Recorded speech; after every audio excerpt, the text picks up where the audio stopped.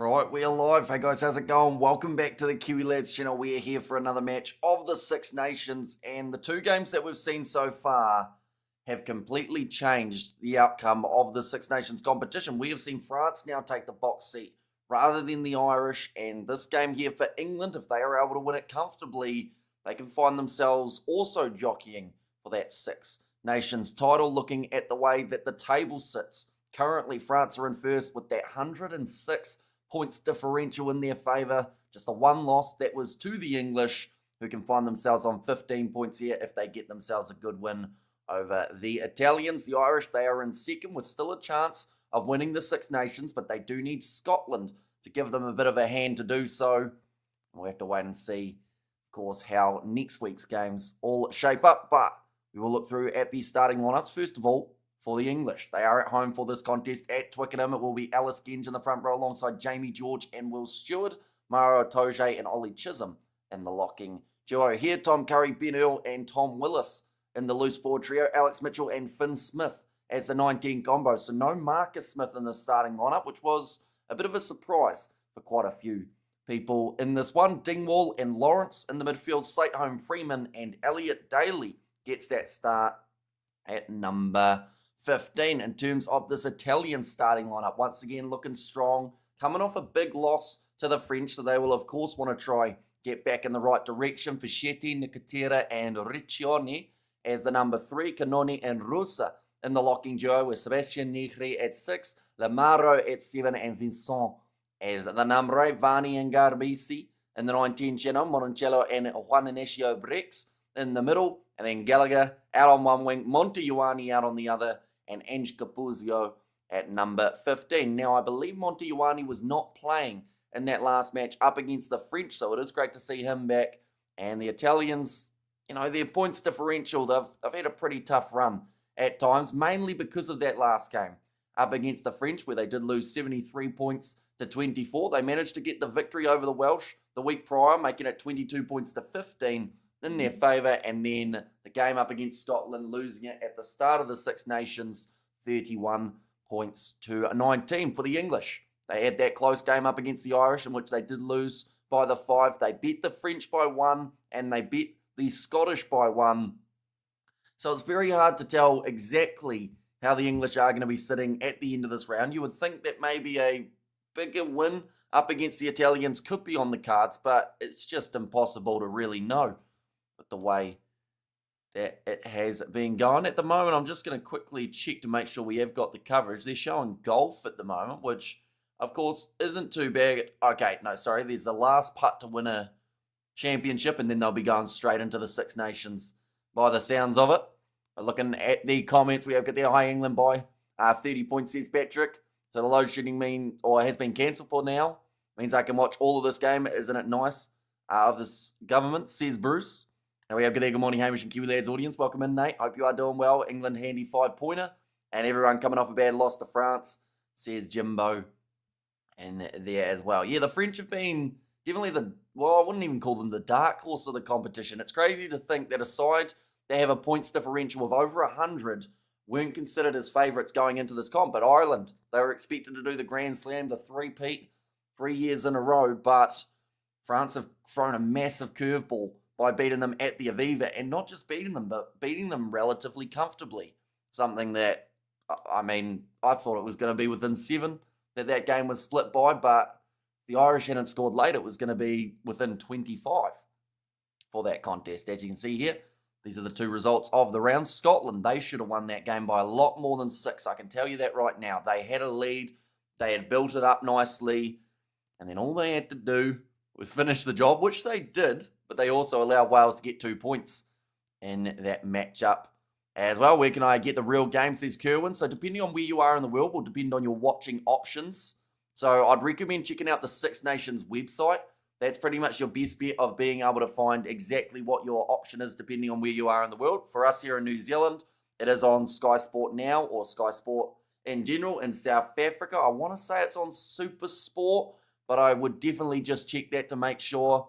And then there are a few free-to-watch options in the UK if you are set there with a VPN or you do live there by any chance. But this game only a few moments away from starting, ladies and gentlemen. Do let me know your score predictions. Can the Italian... Well, it can't get much worse than what the score was up against the French. Although, to be fair, like, Italy could score less points today than they did up against France. They actually did relatively well in terms of the amount they were able to get. As we showed there just before, they managed to get 24 points, actually the most that they had scored in any of their games of the Six Nations. The biggest problem about it, though, was the fact that their opposition scored 73, and it was a 99-point contest, 97 points between the two sides. Looking through at the benches and the way that it sits, Marcus Smith, he's not on the starting side, but he has got the chance to come off the bench here. Luke Cowan-Dickie at number 16 with Finn Baxter and Hayes as the front row replacements. Chandler Cunningham himself and Ben Curry, also two men to keep an eye on here. For the English, in terms of the Italian bench, they have got Cannone, they've got Pedrello and Tommaso Allen, Zuliani, Ferrari in there as well to add a bit more oomph later on. And the matchup we have got there, 41-17 to England, RTE2 in Ireland, and ITV, STV Scotland and England. Says Patrick in New Zealand, I would have loved another 25 runs right now. Only wickets will win it. Sorry, hi Hamish says live. Welcome in, mate. Hope you're doing extremely well. Of course, you are talking about the ICC Champions Trophy match. Yeah, struggling a little bit.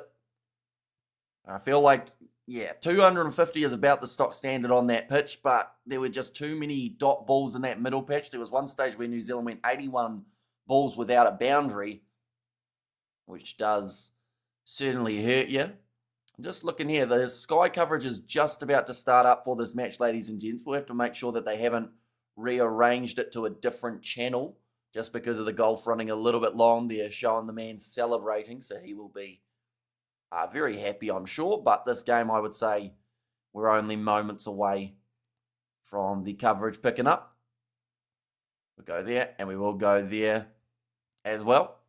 But, yeah, do let me know your score predictions, as well as, of course, who you guys think will be the first try scorer throughout this match. I do think that this English backline, there are a couple changes, such as Marcus Smith not being in there, but there's still a lot of potential here. And you've got Slate Home, Dingwall, Ollie Lawrence in there as well, Tommy Freeman in their number 14 jersey with Elliot Daly at 15. That's probably the one that I'm most curious about, see how he goes in this type of game. Ange Capuzio across from him. Absolutely phenomenal talent for the Italians. Polo Garbisi, the starting 10. And this Italian side, like, don't get me wrong, yes, they conceded a lot of points last week, but they have got a lot of class. And when they get it right, they are an extremely entertaining side to watch because they are just able to use that back line, get those passes away.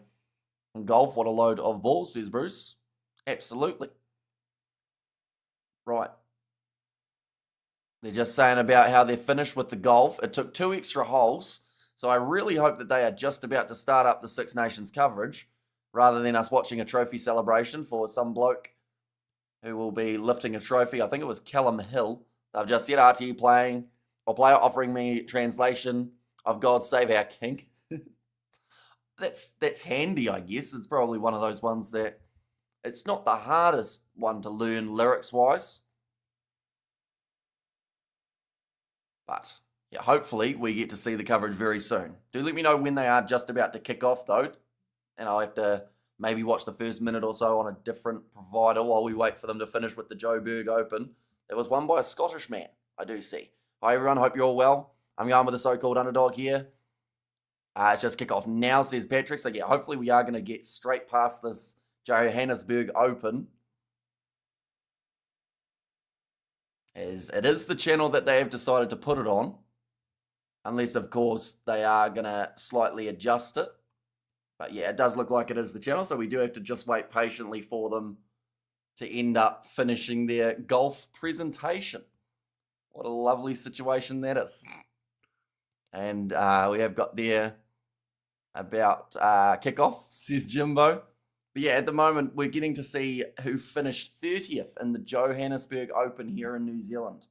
Which, don't get me wrong, congratulations, Jordan Smith, but we're trying to see Marcus and Finn Smith here for the English, which will be hopefully in the very near future.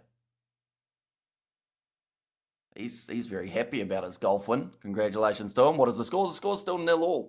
as this game is just now kicking off. But looking through at the starting line, it's very quickly once again, ladies and gents. For anyone who is curious, it is Ellis Genge, Jamie George and Will Stewart as the front row here for the English. Maro Itoje and Ollie Chisholm in the locking duo with Tom Curry, Ben Earl and Tom Willis as the number 8. Alex Mitchell and Finn Smith will be the starting 9 and 10 combination with Dingwall and Lawrence in the midfield. Slate, Home, Freeman and Daly slots in at number 15. So they have decided against going with Marcus Smith in the starting lineup. Then for the Italians, Fischetti, Nicotera and Riccioni as the front row, Canoni and Rusa in the locks. And then it is Sebastian Negri, Lamaro and also Ross Vincent at number 15.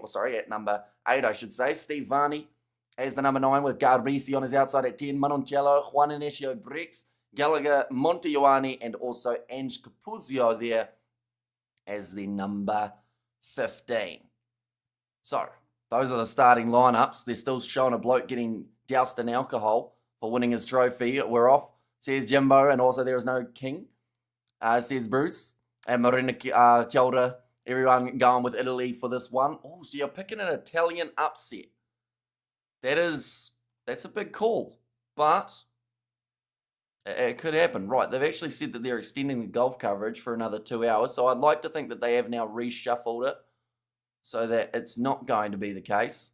We have good there, Can I Dream, and wish for an Italy win, says Juan Pierre Bosch.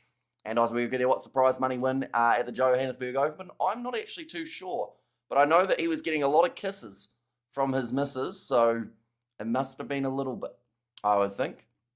But yeah, we do apologise for the delay, ladies and gents. They've decided to keep on showing us a ladder of Dubai on a race to Dubai after the Johannesburg Open, rather than the start of the Six Nations. So hopefully nothing too drastic has happened. And kickoff just took place. Here's Juan Pierre Bosch. You gotta love when Sky end up messing it up, don't you? There'll be a lot of people who got up at 4 a.m. here in New Zealand just to wait for the golf results to finish. I know people don't sometimes like watching golf. They even probably hate watching the scoreboard of a golf tournament even more. Italian win would cheer me up, but it's not happening, says Jimbo. Italy will cause an upset and win this, says Phil. I mean, it would be massive for them. Definitely coming off a loss last week, like conceding 73 points. No side wants to do that. And unfortunately, you know, the Italians, they will probably be the only side of the Six Nations to do so. We have got there 32 games between Italy and England, 32 English victories. So yeah, for the Italians to be able to win it would be absolutely huge. Hard to imagine a bunch of big rugby lads on the golf course. They actually, to be fair, there's a few guys that go out and have a bit of a hit every once in a while, to be honest. Like, some of them are better than others. I know that someone like a Geordie Barrett normally doesn't mind having a bit of a crack. Right, we're just going to quickly check to see if they have changed the channel that England... Oh, there it is. Right. They've changed the channel to this one, so we are now good, ladies and gents. We can now see the coverage. And England right on as we come in. It looks like they've gone for a backline movement out to the left-hand side. And the Italian defence might have been caught lacking. I think England have scored here. Only about 3 minutes into this contest, and it was passed out wide for the speedster Tommy Freeman, who offloaded back on the inside to Curry. And then they're just showing phase after phase, and then the big finish from Tom Willis, who manages to score the try. Right.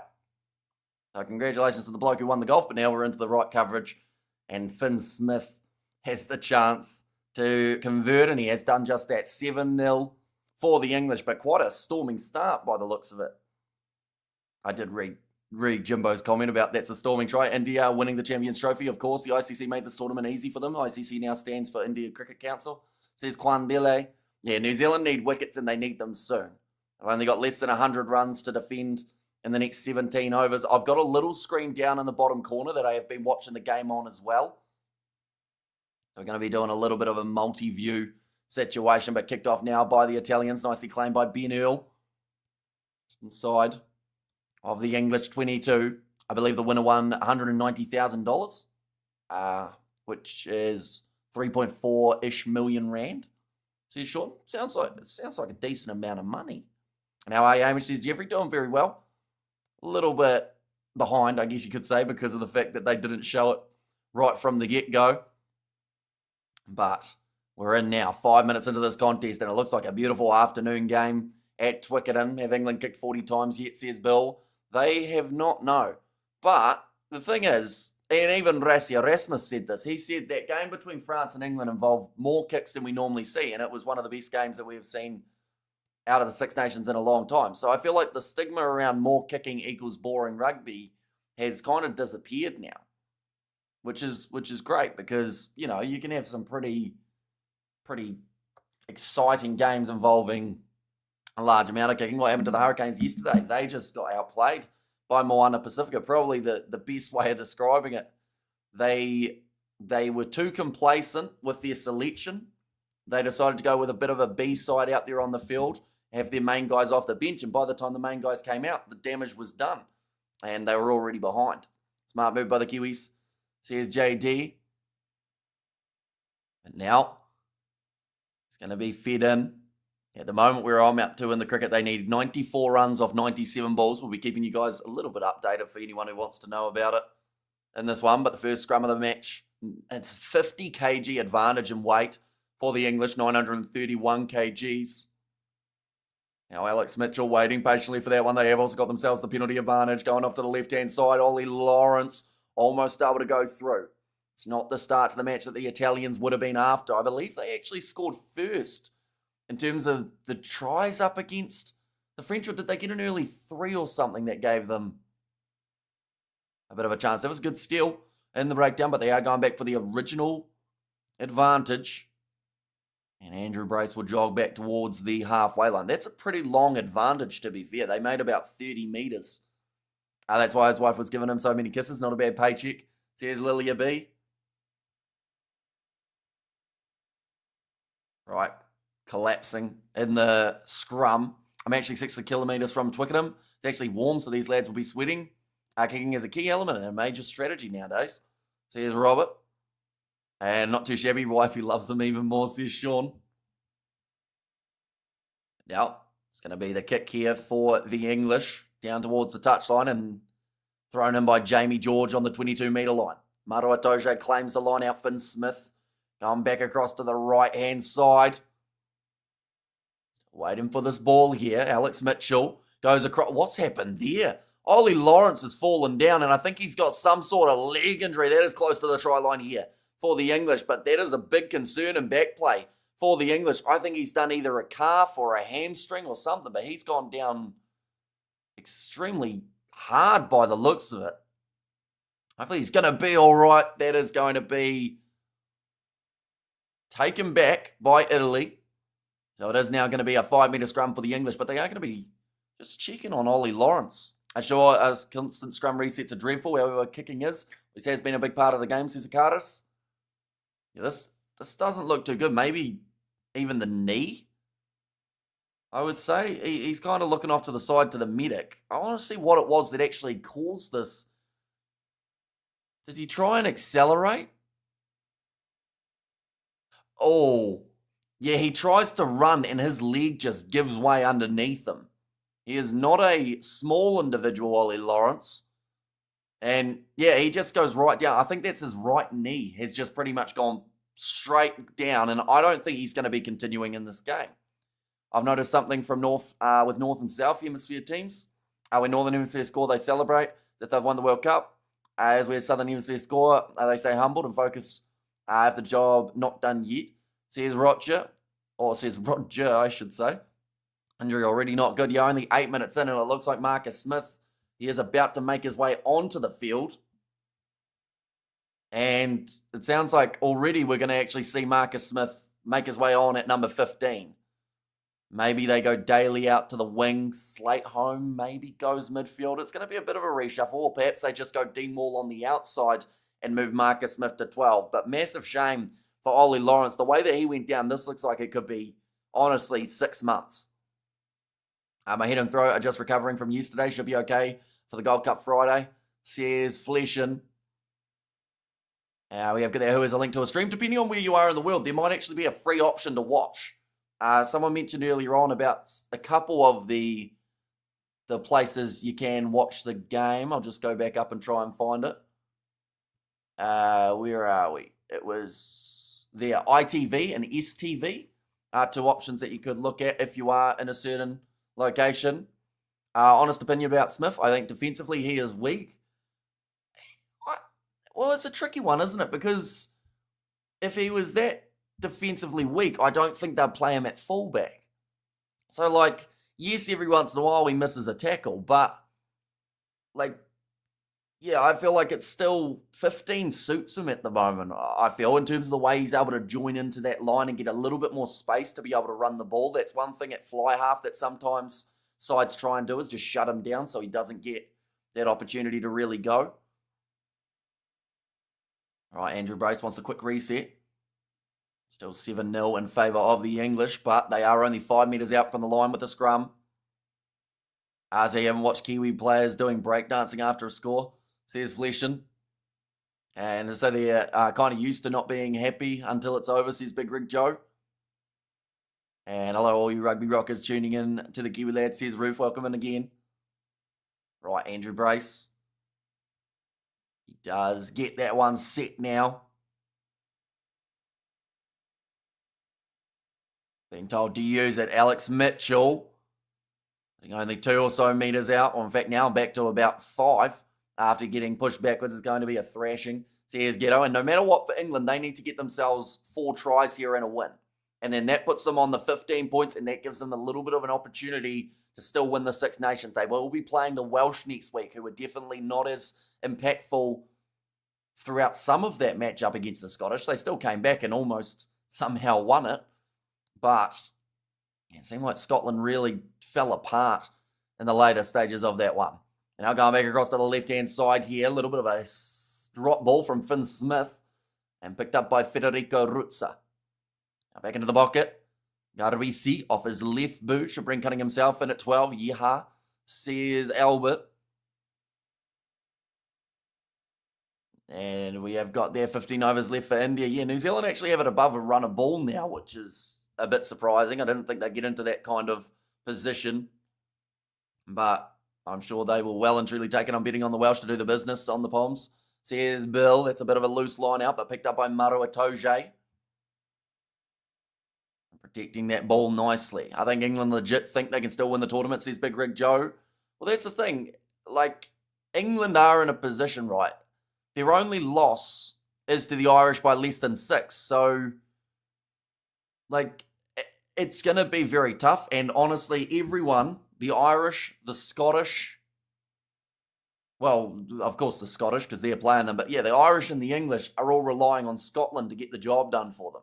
And Scotland have to beat France for anyone else to have a chance of winning the Six Nations. And even if they do, there is still a chance that, depending on other results, of course, they have to concentrate on their own games too. There will be 1 point in the round where Ireland are sitting in number 1. Then there will probably be a point where England are sitting in number 1 for the final round of the Six Nations. And then the third lead change could take place for the final game of the Six Nations as well. I thought Kiwis only do breakdancing after a loss, says Danielle. I don't think that's breakdancing. I think that's throwing a tantrum and kind of slapping hands on the ground in frustration. Now, good defence at the moment from the Italians. Seems like that first try slightly woke them up and helped them find the right direction. Now, Toge, little pop pass up to Alice Genge, Italiano. May give Bulldogs a run for their money. Now, kicked him behind. Dingwall has managed to bounce that in the field of play. With how much he looked like he got it, it actually looked like it was going to go out on the full, but it just drops. England need to score big for an outside chance that Scotland can prevent France getting a bonus point. If France win and England get a better points difference. Says Robert. And New Zealand missing Henry. Honestly, such a great bowler. He is a tremendous bowler. Although the wicket that they're playing on, I do think favours spin. Like, we saw India just tie down New Zealand in the way that they bowled. Like, honestly, those middle overs from Jadeja, just only going for, I think it was 30 runs off his 10 overs, bowling just non-stop. A couple other nice spin appearances too. So, yeah, I think New Zealand's biggest concern will be trying to get a few more pace overs in so that they can go back to spin in those important moments. But 86 runs needed off 84 balls. It's actually creeped up a little bit in terms of that run rate. A little bit more than maybe some anticipated. New Zealand $5.75 underdogs. If anyone's wondering why we're talking about cricket, it's because Dingwall's just getting a drink. So we have to wait for that to finish. Right, the water is now off, says Andrew Brace. He's sick of it. He said, you've drunk enough. You're well hydrated. Now get going. Of course, they're not used to this kind of hot weather at Twickenham for this contest. Looks like a bit of a blinder. 12 minutes into the contest, rolling this one back, it will be Pedrello. And he does just about fine touch. Oh, Slate home, round the back pass to keep the ball alive. Marcus Smith on the field, probably about 30 or 40 minutes earlier than he anticipated. Now cross kick from Finn Smith. It's got a bit much on it and Daly can't regather. Sure, didn't they draw with Italy a year or so ago? Says Big Rig.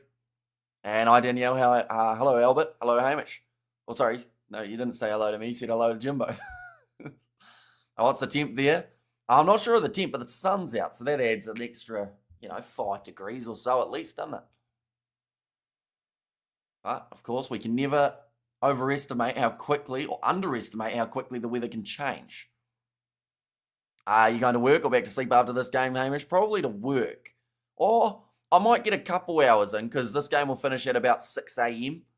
So, I might get a bit of a snooze and then off to work. Nice little chip of mine from Ange Capuzio waiting for the bounce of the ball. And he does get it. And Italy get the try. Just like that. That's what they did up against France as well, I believe. But the Italians get it a bit closer. 17 degrees. So, yeah, it's a hot afternoon. And 14 degrees is like the coldest day of the year in Pretoria, says Albert. A nice chip in behind from Monte Ioane. And then Ange Capuzio having enough time to actually look behind him and make sure he wasn't going to get smashed by someone charging forward. And it's a great try. For the Italians, the crowd are stunned. Like they've said, Viva Italia, says Danielle. And from Malaysia, says Nazza, welcome in. And we have got the Air Force Italia, says Lilia B. And well, that's a big one. Will Italy surprise? I don't think so. Like, they did this, like I said, up against the Italians. Up against the French. So, it's, yeah.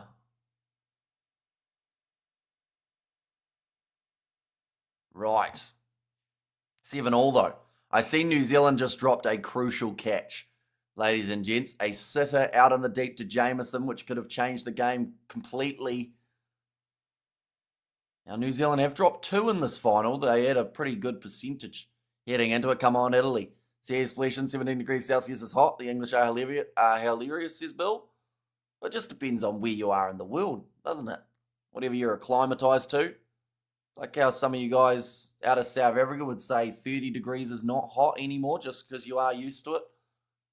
Now going off to the right-hand side for Marcus Smith. Keeping it equal, says Ruth. Now off to Ollie Chesham. Back to the left-hand side again here into the middle of the park. Tom Willis, the try scorer, pops the ball up to Maro Itoje. How do you guys respond with highlighted at name to a comment?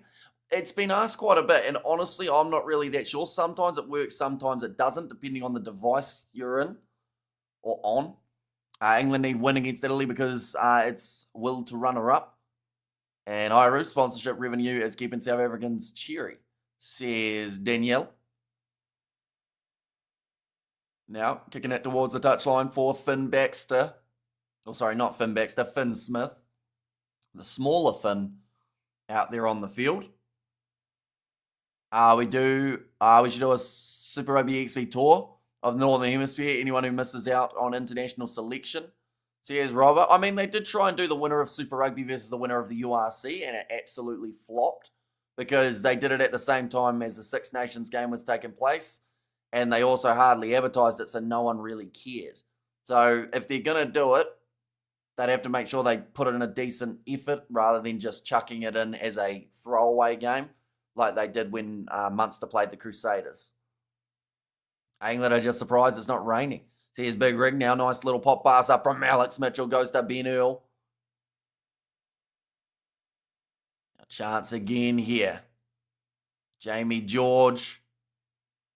After Tom Curry. Mitchell goes across. Oh, tried to go for the pass out wide, but it's well intercepted by Matt Gallagher. But the penalty does actually go in favour of the Italians. It looked like for a second they were going to switch it. The Highlanders versus Racing 92 was a good game back in the day. Sears Razor. But yeah, it's just whether or not they're willing to give it its own spotlight type thing. Because it was done during the off-season as well. So half the players weren't available for the match because of the Munster team having guys in the Six Nations. This might be a little bit of an injury out wide for Stephen Varney here. Which, of course, is not what they want. Hamish, what's the plan here for England, kicking or running? A little bit of both. I think mainly running at the moment. In the early stages, it's still 30 degrees Celsius in Melbourne. It's 2:20 a.m. And should be a pen deliberate knock on, says Scott. I do think it went backwards, though, for the Italian winger Gallagher. So that was the one saving factor, but that was the first thing I thought as well, was the fact that if it had even travelled just a little bit forward, that's probably a yellow card. So he had to make sure that he got the hand and scooped it in a backwards direction. And backhand says one. What the hell happened to the Ireland-France game? Did they take steroids at halftime? Says Roger.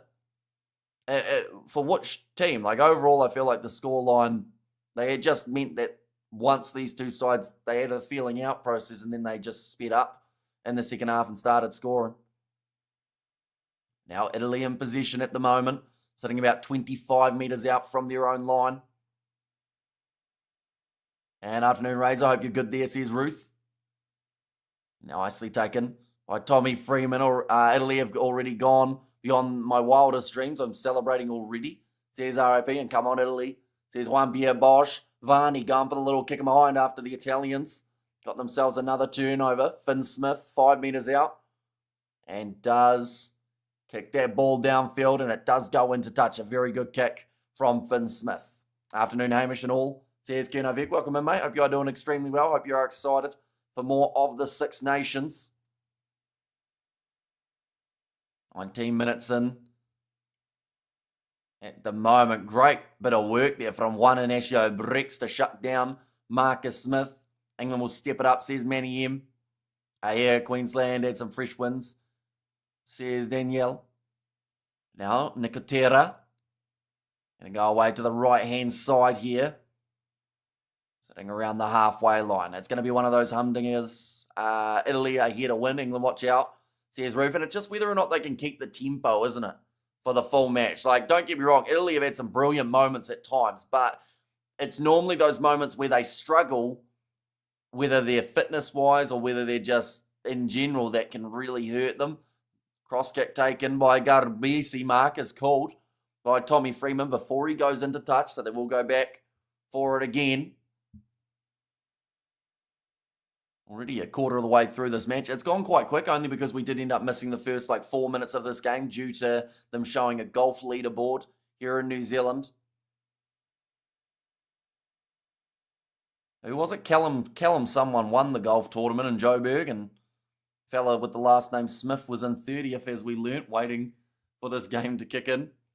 Did Jameson just drop the cup? Probably, yeah. Well, that's the thing. They dropped Shipman Gill early. Daryl Mitchell put that catch down. Like, New Zealand, they've been so strong with their catching all throughout the tournament, and then the final's the one that you can't really afford to put down catches. Now, penalty does go the way of the Italians. This is going to be around the halfway line. Italy have some world-class players, says Robert. Exactly right. And when they're firing, they can be just as strong as anyone. Sometimes when a team gets a red card, the team ups the ante. I think that we have to point off the halftime chat, caused them to up their game, says Robert. Yeah, I also think it did open up a lot more. We saw more running rugby from both sides, and yeah, I mean, the French are class, and Ireland did well to limit them as much as they did throughout that first 40 minutes, but once they find half a weakness in your defence, they just go. Are the All Blacks playing in any competition at the moment? Not the All Blacks per se, but the All Blacks squad are all playing pretty much in Super Rugby, which has been a very entertaining first 4 rounds. Now passed out wide for the Italians. Montijuani runs up to 22 metres out from the line. Maru Atoje looking for the turnover. Has got his hands on the ball, but it's going to be a penalty advantage against him.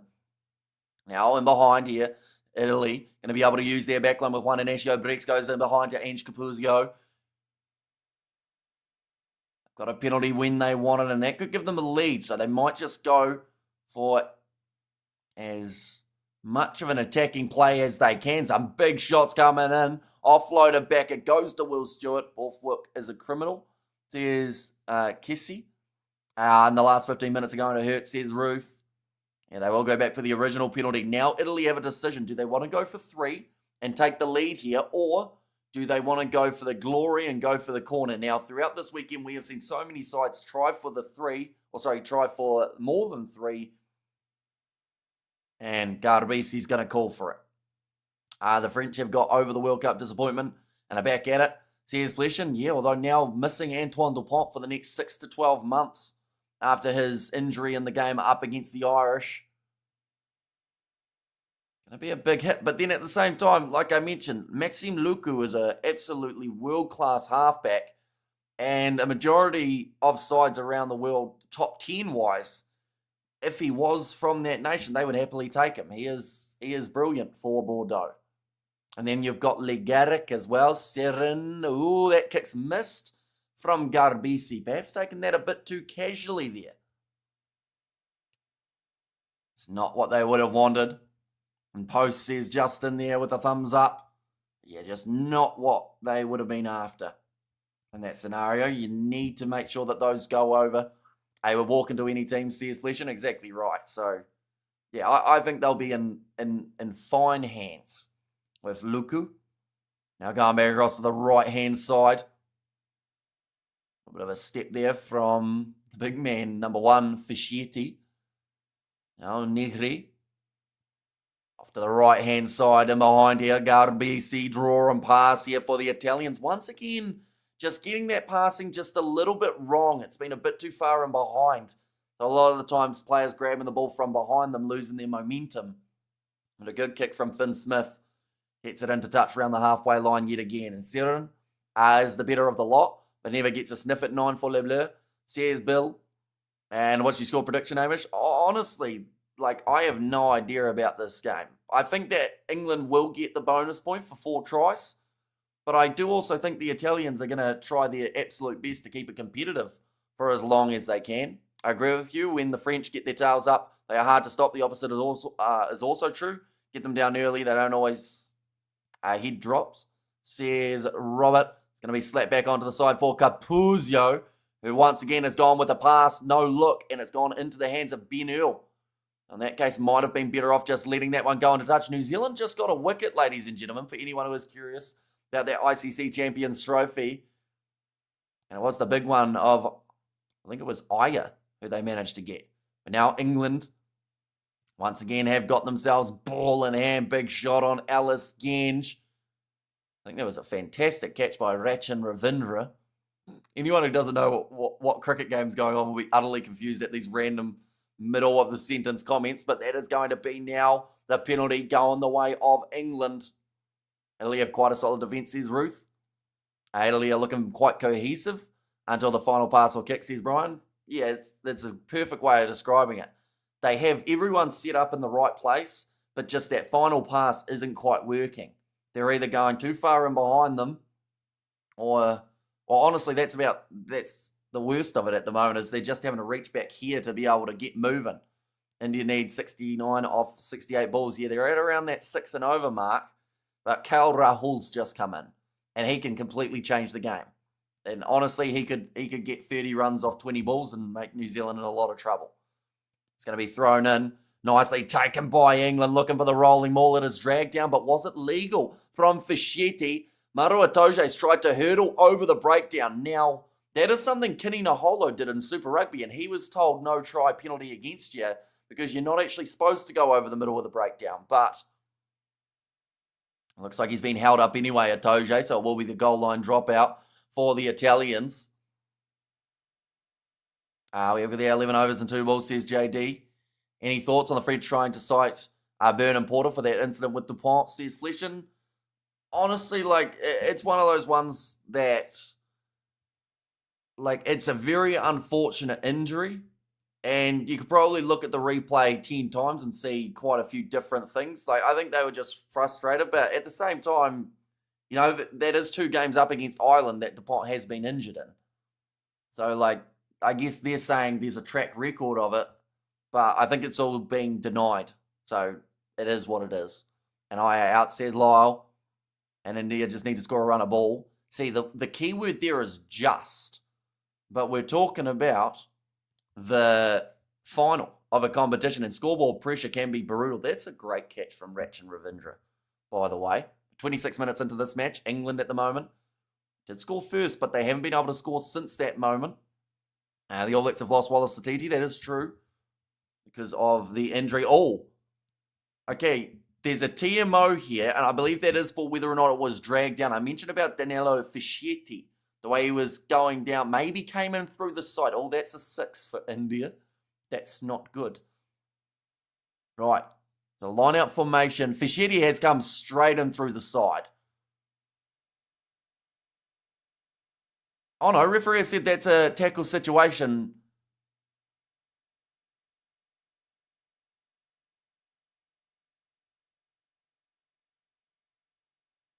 Okay, it's going to be the goal line dropout. See, I thought he went straight in through the side to end up in a position where he was able to sack it, but I guess they ruled it as a tackle. I'm really missing the Italian fish and chips takeaways in Ireland. Can't get the really nice chips over here. Says Brian.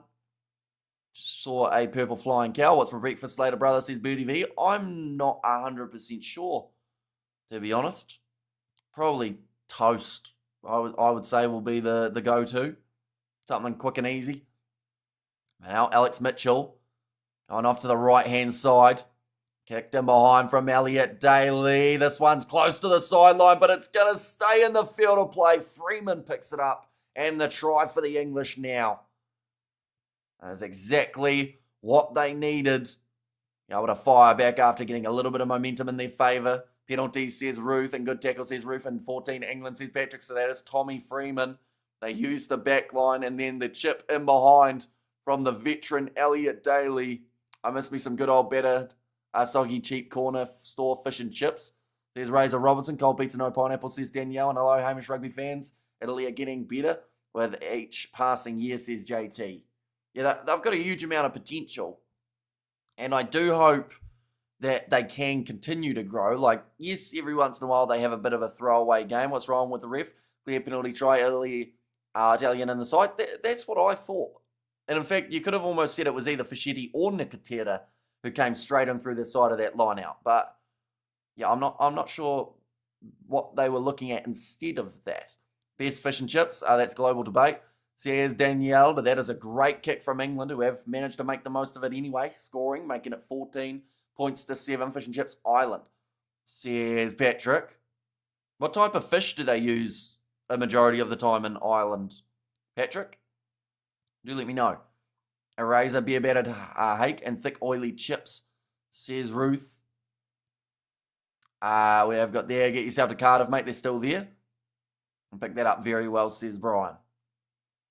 Nice, taken by Ben Earl, Cape Town. Hoot Bay has the best fish and chips, so which fish do they use for those ones as well? Grilled hake for the win, says Sean. Cod, says Patrick. Blue or red? I assume, or maybe just cod in general. I'm getting hungry, says Justin. It's always the late night live streams we end up somehow talking about food. Whiting, says Patrick. Now 10 metres out from their own line here for England. Alex Mitchell rolls it back. And he will look for the touch line. And has done just that. Our oldest chippy in Sheffield, says Danielle. Cord or haddock up here, says Fleshin. See, like the one that we've got locally, I think they still use elephant fish, which anytime I say that, some people don't know what that is. But it's unique. It's just kind of like I'd say it's slightly mixed between, honestly, I don't know. It's just a fish, isn't it? But it's all right. It tastes good. We have got there 2 steps, 249, says Danielle. 10 overs left, come on the Kiwis. Yeah, 61 off 60 balls. That's going to be the penalty going the way of Italy, who did opt for the 3 earlier on, which perhaps they are regretting a little bit. Having a nice mutton curry for supper tonight, says Beauty V. I was thoroughly looking forward to having some Indian takeaway last week, but then I learnt they are closed on a Monday. So that was quite sad. We finished the big weekend of streaming, and it certainly was a big week, and then, yeah, didn't get to have anything exciting. But now line out throw for the Italians. They will be inside of the 22. Never heard of elephant fish, says Super Dad. Aren't they endangered, Hamish, says Jimbo. I don't believe so. An elephant fish. Or at least they aren't where we are, I don't think. A lot of people do catch them just at the beach. Oh, we have got their rock salmon is actually sharkies, says Ruth. Right, England have got themselves possession now. Going to be kicking this one into touch. Or is he? Yes, just goes out. Italy decide to take this one quickly. Ange Capuzio trying to find his way through, and that is pure pace from the Italian fullback. Offloads it up to the left-hand side. Charging forward, it's Arthur Vincent, and scores the try. And it's actually Ross Vincent. Arthur Vincent, of course, is a French player. This is an Italian scoring. But Ross Vincent goes through the gap. That is a fantastic bit of work from the Italians. And they are once again back into this contest. Every time England slightly take their foot off the gas, Italy just come firing back and say, we want to try, thank you. And just really nicely linking up. The very worst so-called food is seed oil. It's a slow poison, says Bruce. And brilliant try, says Sean. And pace and try, says Danielle. And we have got there, that was fast, says Jimbo. Very fast. And that kick's gone over too. And that is now going to make the score 14 each in this match. This is getting interesting here. Because we're getting close to half-time, and the Italians haven't really slowed down. Every once in a while, they have a defensive error. Can't hold that against them, but yeah, just continuing to cause the English a few problems. I want to try, Ange, says Tony Stark. Yeah, brilliant run from the back. Taking it quickly off the throw for the Italians. Sitting 22 metres out from their line. Stephen Varney goes back across infield. Right, Varney will be able to kick this one for the touchline. 11 Cork. Never been to Bantry. And anyone boom, says Ruth. And that one's gone into touch. Marcus Smith will decide against going quickly. If they don't capitulate, Italy have a legit chance, says Bill. And yeah, I think that's the big concern for a lot of people, isn't it? It's the eventual downfall of the Italians that sometimes we do see. Comes out of nowhere.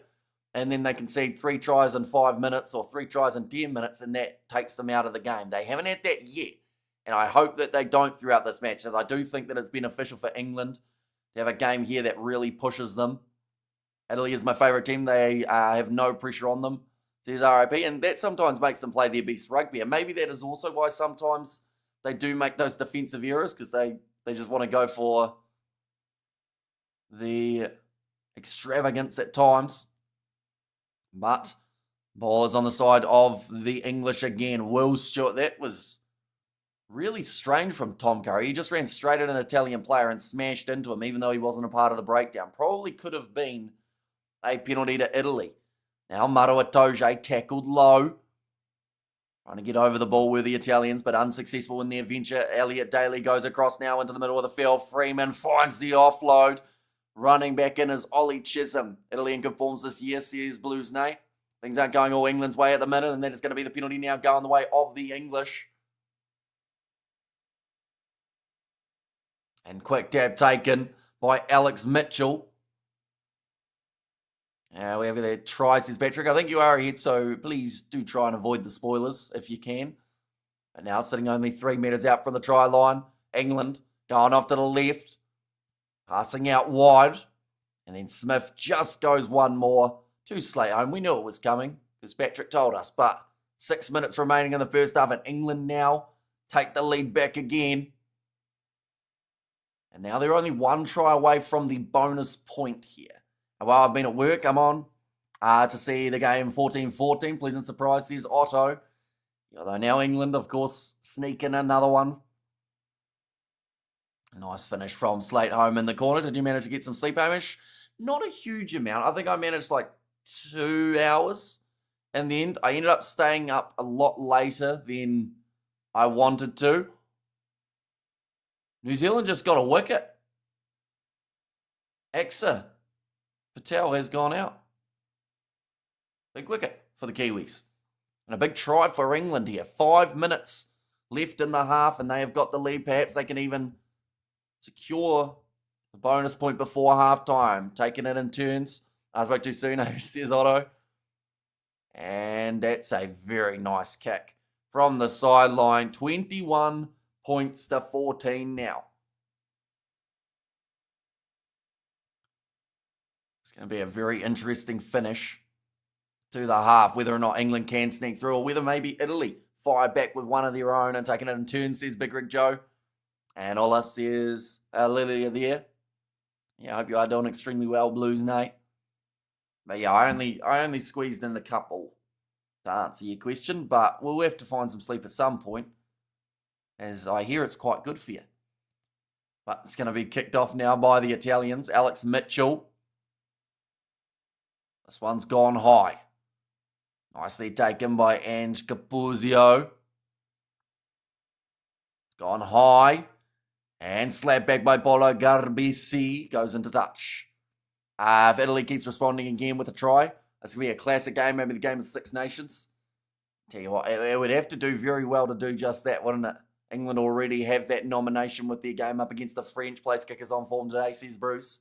Yeah, with the exception of the one miss from Garbisi, that was probably actually the easiest kick of the day as well. So maybe it's one of those ones that you actually want a tough kick at the post.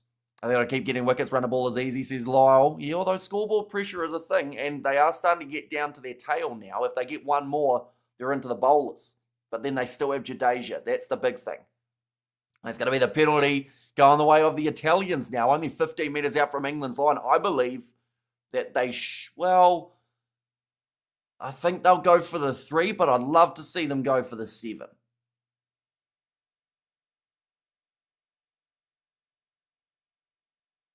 Okay, Alice Genge wants them to check this one. He said, can you have a look at it? I can't do an English accent, but yeah, to be fair, for a start anyway, I think Alice Genge had his leg grabbed, but he still was off his feet. They're going to take on the 3 points now, straight out in front of the posts for the Italians.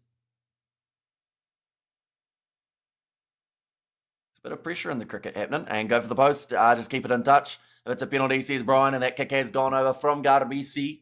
And now with 2.5 minutes remaining in the half, it's 21 points to 17.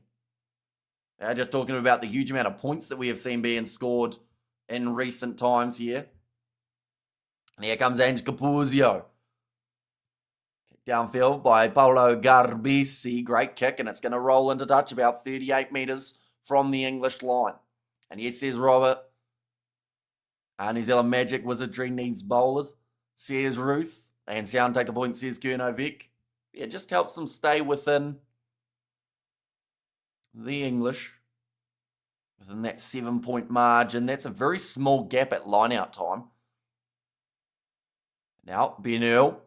Going back across to the left-hand side. Marcus Smith can't get through the tackle attempt of Juan Inacio Brex. Little bit of a counter-ruck coming from the Italians, and he plays the 9. Oh, almost forced the knock on. Yes, he does. Italy have got the scrum feed. That's a little bit of a surprise. They're saying that he timed it perfectly. It did look like it was on the verge of a penalty. Hamish, your Pommy accent is bloody awesome, says Roof. I'm good, Hamish. Spambot gone AWOL. A PC got fried, says Blues Nate. And Dubs is a mixed bag, says RIP. But now, great match from Italy thus far. Come on, boys, says Witch King. Yeah. And it is, I feel like everyone's in that same boat at the moment, which is everyone wants to see that 80-minute performance from Italy, but everyone's just a little bit worried that at some point here, there is going to be a bit of a slip and they are going to go downhill. But for now, it's looked very strong. A great first half. Definitely after conceding in the first about 3 minutes. It's as if that was the wake-up call that they needed.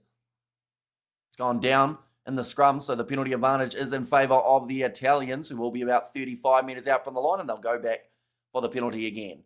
When last you played garden cricket, as in like backyard cricket, it's probably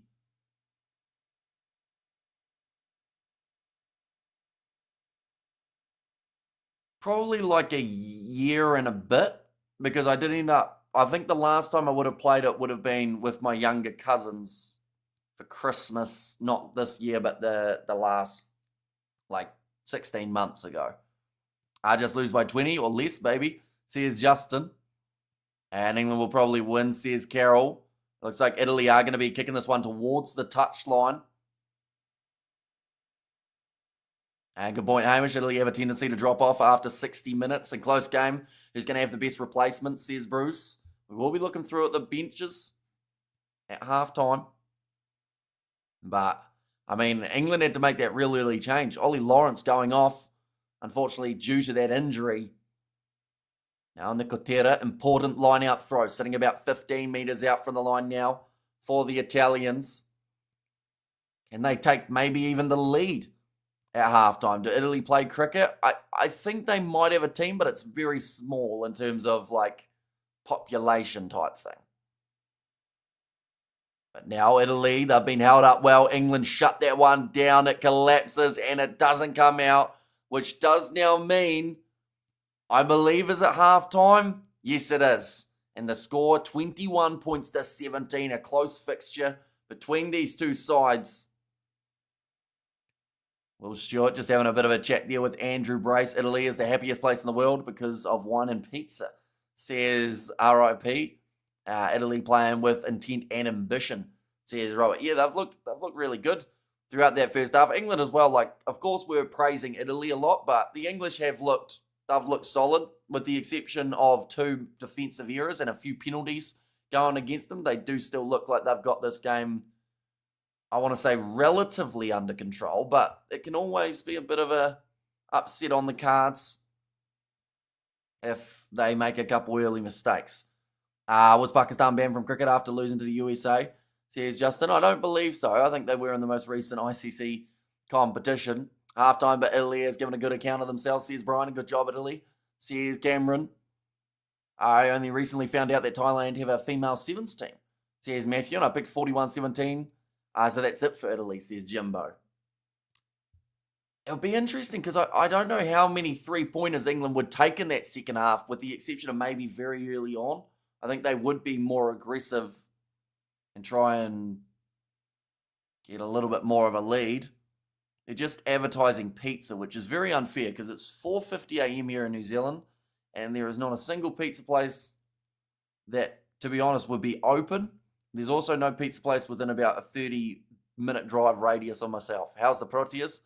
In your opinion? They actually did really well throughout the competition. I felt they were a little bit unlucky with the games called off with rain, or that one in particular that kind of made them have to work harder. But David Miller, absolutely brilliant innings from him up against the New Zealanders. It was just a shame it happened too late. But I think they'll be happy enough with the tournament that they had.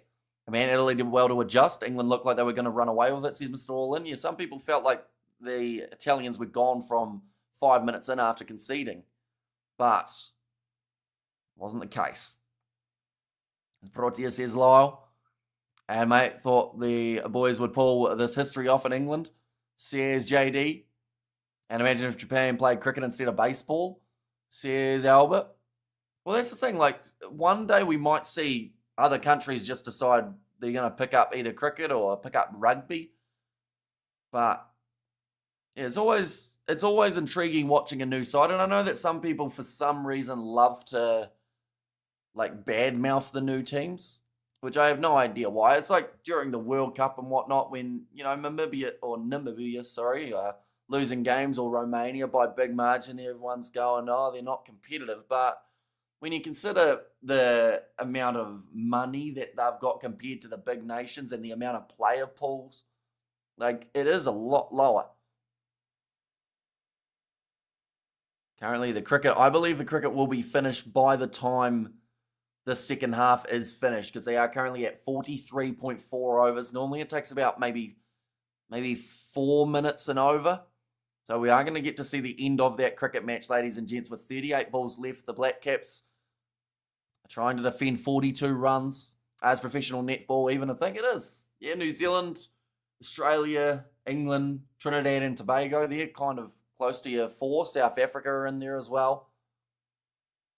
We are good there, so much for refreshing, says Ghetto. Too heavy junk food in the morning, yuck, says JD. We have got there, pizza, does New Zealand not have an emergency 24-hour pizza? They do not know. I think the earliest that pizza place is open is normally lunchtime here in New Zealand. And we have got there, hey Hamish, I asked around about your caramel magnum, no luck here. I think since that last live stream, I've probably had about 3 of those. Or not last live stream, last week when we mentioned it. I realised last live stream was only about 12 hours ago. But no, I haven't had 3 since then. And we have got there, Hamish, I'm making creamy tomato soup with toasted cheese. Very Italian. Like a margarita soup, almost.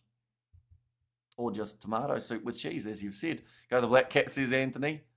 And halftime 4 points, says Ruth.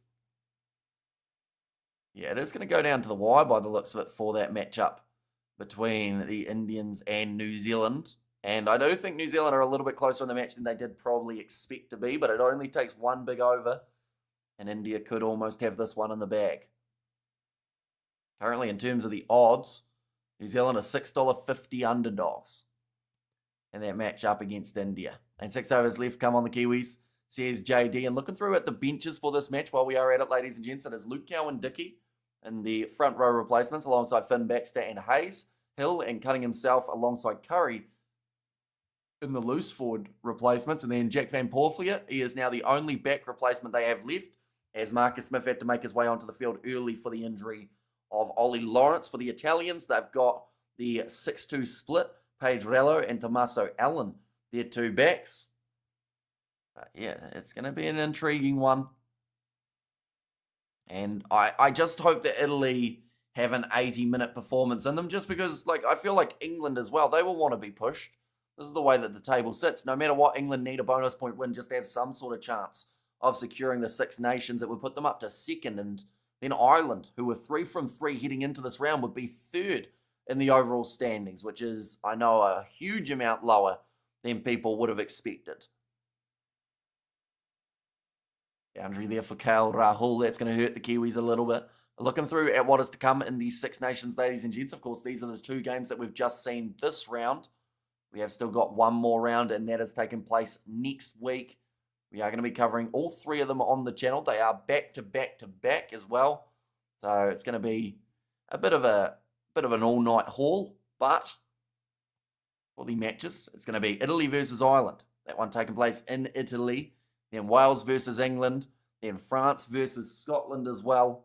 And that will be the game that closes out the Six Nations. And I mentioned about it earlier on that we could see 3 lead changes in the Six Nations last round. For the first game, if Ireland win, they will go to number 1. Then if England beat Wales, more than likely they will go to number 1. And then Scotland versus France. The French, the ball is in their court, and all they've got to do is dunk it. But that's easier said than done. We have got there, you have a slight addiction? No, I only had 3 since last week. So it's not too bad, but that is still quite a few ice creams, I will admit. But they are so nice. The young Japanese are now more into football rather than baseball, but it's fun watching baseball in Japan. Says Flesh, and my sister, I believe in about 12 days, is actually going to be going to a baseball game in Japan. I'm not too sure who the teams are that are going to be playing, but yeah, she's heading over to Japan in about 10 days or so for a bit of a holiday. A wicket would be so timely right now. And what's the score in New Zealand versus India? 33 runs of 33 balls required for India. New Zealand got 251 in their innings. A little bit slow scoring. There was some brilliant bowling from the Indian spinners. But yeah, we're going down to the wire. Hardik is in at the moment. And KL Rahul too, who could honestly win this game very quickly if he stays in. New Zealand have dropped 2 catches, which I believe is more than they've dropped throughout almost the whole tournament heading into this game. So there's a little bit of pressure on. I can't see France losing the Six Nations. Says Albert, I'm going to America next week. Says Joshua Miller, and I want Scotland to win. Says Josh there too. And he also wants Ireland to win next week. And you have Hardik Pandya and KL Rahul. So we'll be expected to hit big and score fast. But New Zealand does have some hope. And we should also mention the next man in will be Jadeja as well. So not exactly that much easier for the Kiwis. 2 dot balls in a row here though. Putting a bit of pressure on Willow Rourke. And South Africa playing soon, says Mohadin. If you're talking about the cricket, they were knocked out in the semis up against New Zealand. But I think we've still got a little bit more cricket taking place in the near future for certain countries. We have got that India giving it horns respect, says Nicholas. And go New Zealand, says Carol. In there as well. But second half of this contest, I would say, will not be a mile off. Well, that's a shot. Oh, no. Wasn't a catch. I thought for a second it was caught in the deep. And rugby, says Mohadin. So they are going to be playing in July.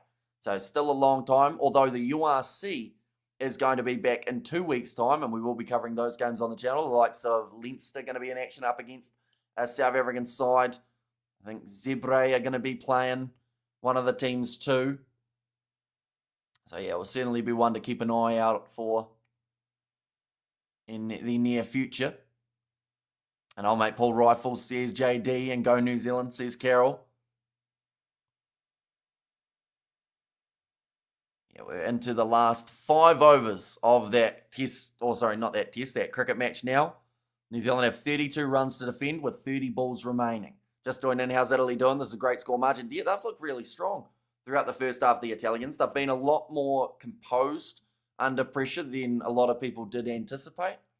And every time England scored, with the exception of just near the end of the half, Italy have been able to fire back with a try of their own. And that is a huge 6 down the ground from India. I do apologise for mentioning about the cricket as well for those who aren't that interested, but it's a pretty big final between New Zealand and India. The Kiwis coming in as massive underdogs, and that was a massive 6 down the ground to almost help India into a big box seat. You're right, Hamish. Jadeja at 8. In the order, not fair, says Anthony. Yeah, they do bat extremely deep. India, but 107 metre 6 down the ground. He's well and truly struck it. But yeah, Italy, I think, is still in a really good position here. If they either get an early 3 or a try, they'll feel confident. I wish I knew cricket better. I like the comment, says Justin.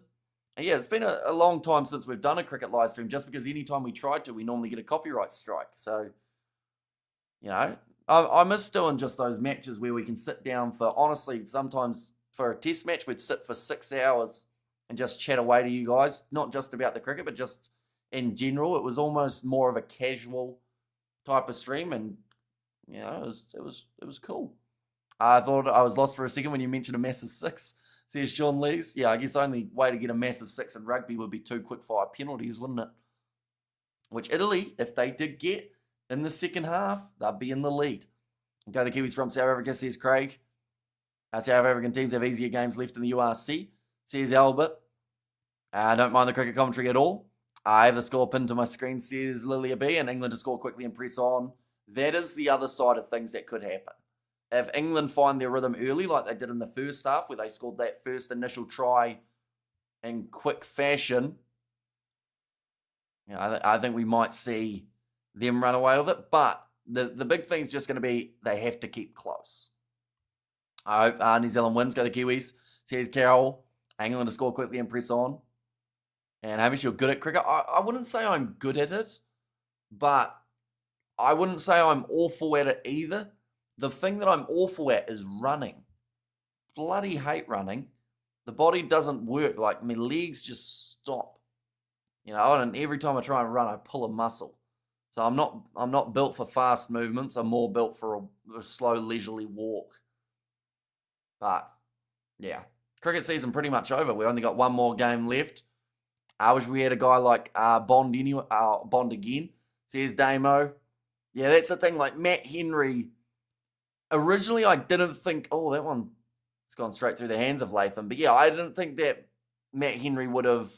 Like, yes, he would have been good with his bowling, but I didn't think it was going to make that big of a difference because the total didn't seem that high. But now I'm looking at how much time's left and how many balls are remaining, and I'm thinking maybe could have been the difference maker. That was given as a wide, even though it was inside of the wide line. So that's a bit unfortunate for Ravindra. This is a sporty channel. Hamish talks about sports and Italy. You're going to prove to the Pommies why eating your rice is important. Go, you pizza freaks, says Martin. And Kiwis are amazing, says Carol. And spinner's done now, says Lyle. So yeah, there's a bit more pressure on the Kiwis. Close it out. Kiwis taste nice, says Carol. I assume you're talking about the fruit rather than the bird, but these two sides just about to make their way out of the tunnel. Hamish, don't talk age and body breakdown, says Fleshin. Yeah, honestly, I don't know why, but just I think in the off season, if I'm going to play cricket again next year, I need to try and actually get fit. So, after the season ends, we'll give it a few weeks, but then we'll try and do some sort of regular update of if I'm actually trying to get fit or whether I'm just slacking off. And you guys can absolutely just destroy me if I'm not trying. Because it might help in the long run to not get injured every 5 minutes. So England ranked 6th and Italy 10th in the world. That sounds about right. Yep. Getting older, bro. Stretching becomes more important. Yeah, big time. Like one season, I couldn't get my groin to work. And I probably pulled it about 7 times throughout maybe 15 games. But luckily now that seems to not be the problem. And now it's my right quad that seems to keep on pinging. But now it's going to be kicked off by the Italians. We are back underway. That actually made halftime go extremely quick. But yeah, anyone who doesn't like cricket would have hated that chat that we had. What? We don't eat rice in the UK? Says Fleshin. Don't you? You guys have a few Chinese takeaways and Indian takeaways, don't you? Surely there's a bit of rice around. The ideal scenario is for Italy to score twice in a row, says Robert. Nice take from Ange Capuzio.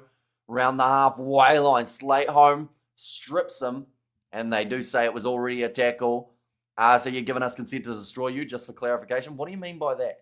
Like, in terms of destroy me, like, I assume verbally is what I was meaning, but I assume you're meaning the same thing, will you?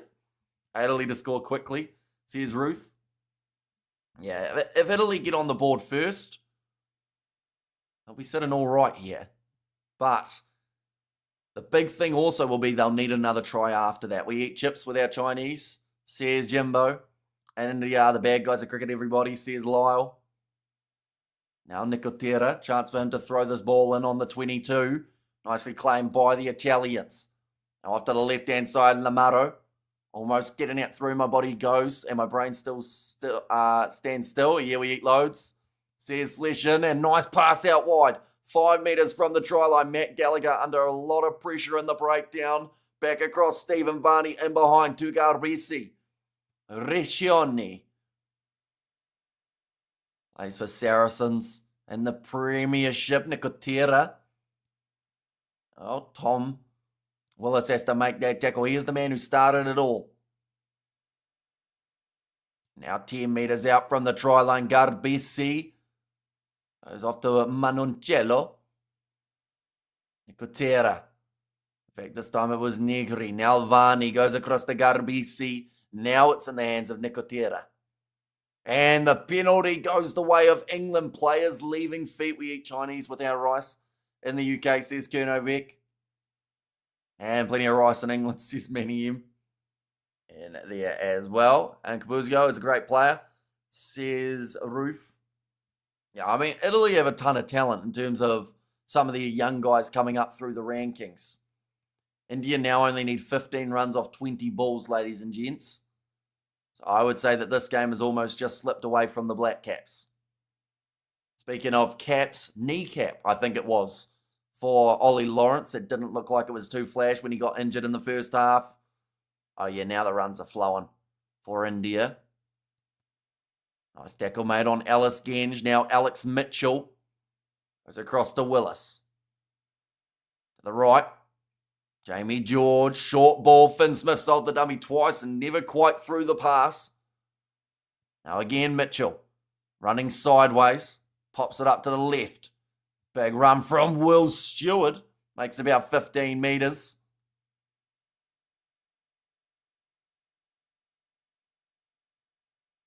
And Marcus Smith goes through. I forgot to say words here. I was just watching in awe. He carved through like you would in like a rugby video game. Andrew Marcus Smith says Blues no. Right, we're gonna talk about this one now with some commentary. But Will Stewart, great run from the big man initially. And then from there, Marcus Smith, he did get the offload and then just dodges everyone as he curves around Capuzzo. And England now, that is now back-to-back tries, which is the first time we've seen that happen in this matchup. And Smith is a good player, says Big Rig. And beans on toast, says Justin. I've never actually had a baked bean in my life, fun fact. Which we can add to the list of many things that I haven't eaten.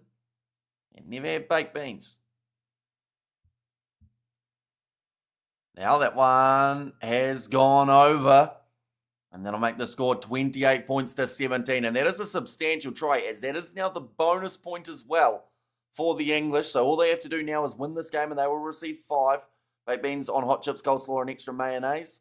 Next rugby video. Our game should be called Bomb Squad, says Lyle. I think that for like selling wise, it's probably quite hard to sell a game called that. I know that they've been selling a beverage in South Africa called it though. And we have got there, how about raw horse sashimi? Oh, sashimi, I should say. I have not had that either, no. We have got there, Cabuzio, grown in France. His father is Sicilian. Hopefully I've said that correctly. He speaks Italian with a funny French accent. So here's Manuel. Now they've been told to use it again here. Alice Mitchell. Put it up high. And, well taken. At the back from Capuzzo. And that is a penalty now to England, not releasing. Goes against the Italians.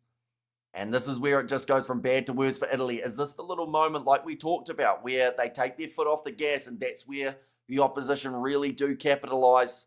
UK eats 2 million tins of baked beans a day on average, more than the rest of the world combined. Because you guys also have like the spuds, don't you? How how you like have a baked potato and you put beans on it and cheese and all that. I've seen a couple of those guys on YouTube recently who make them.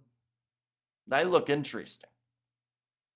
But now, sitting about 22 metres out, chicken and rice with chips, says Manny M. Rolling Maul is now definitely rolling. It's almost jogging towards the Italian try line. Going to be sitting about 5 metres out here. We put beans on everything, says Big Rig. And back to the right-hand side. Tom Curry runs straight at Garbisi. Took quite a bit of contact. He might actually need to be checked on here. He looked like he might have been staying down, baked beans. That's a weather warning. Now, nice step. Almost through for Alex Mitchell, but Tom Curry slides in, and that is now 3 in a row.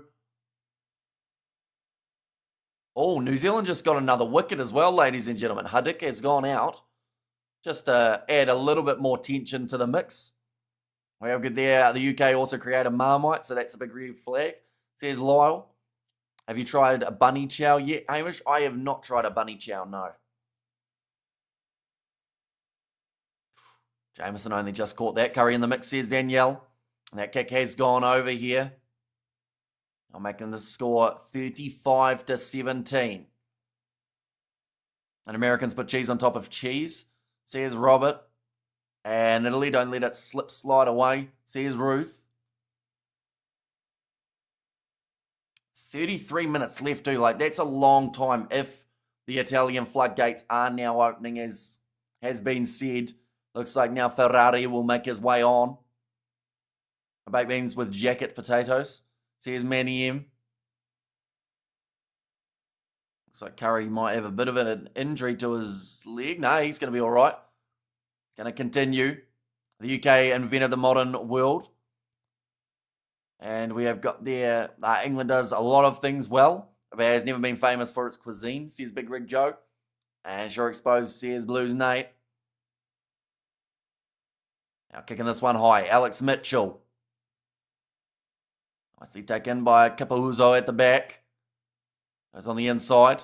Off to Gallagher. Jeez, he was tackled a long way off the field from Tom Curry, who is even slower getting back up to his feet. They might have to replace him with his brother very soon. Now Varney kicks it high. Come on, Azzurri. This one's slipping away from you, says Roger. And yeah, at the moment, the Italians, they've got 2 tries on the board, so they actually still have a decent chance of at least leaving this game with 1 point if they were to receive the bonus. Now in the 22. Capozzo chips it in behind, nicely taken by Marcus Smith. Very talented young players. The Italians almost getting their turnover on the halfway line. Just mentioned World Springboks to traumatise England Rugby. Here's Gary. Now passed out wide. England flick it out the back door to Tom Curry near the touchline. Offloads on the inside, and that's going to be dropped by Freeman. Grab it in behind from Matt Gallagher. That's going to end the advantage for the knock on. Elliot Daly now inside of the 22. Kicks it towards the sideline. It is bouncing around. Nicely taken by Montiuani. It was almost going to be a whistle blown by the referee by the looks of it. We're there dripping grilled cheese sandwich and tomato soup is the way where I live. So here's Justin. Right, rolling it back again. Varney again. Looking for that box kick. You're going to hear the word again quite a bit when it comes to the kicking. This looks like someone has stayed down here for England. Nice take from Marcus Smith. Now off to the right-hand side. Mitchell finds Will Stewart. They've been told to use it. And Mitchell goes up. Still down for the English. So they are playing with 14 just as we currently sit in. Garbisi drops the ball cold. And will now be the ball for the English. We've got a double blow of the whistle. A little bit of push and shove from Slate home, as he always does. A bit of frustration being shown by the Italians, who did have this game, I wouldn't say under control, but they certainly were in it during that first 40 minutes. And now already they are down by 18 just after the first 10 minutes of the second half.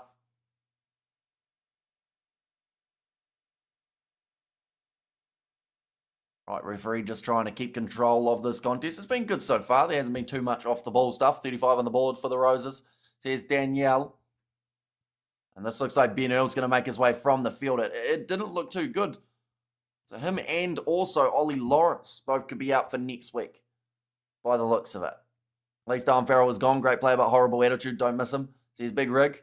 We also invented chicken tikka masala. Anglo Indians in the UK did. But it's from here and tasty. Says Fleshin.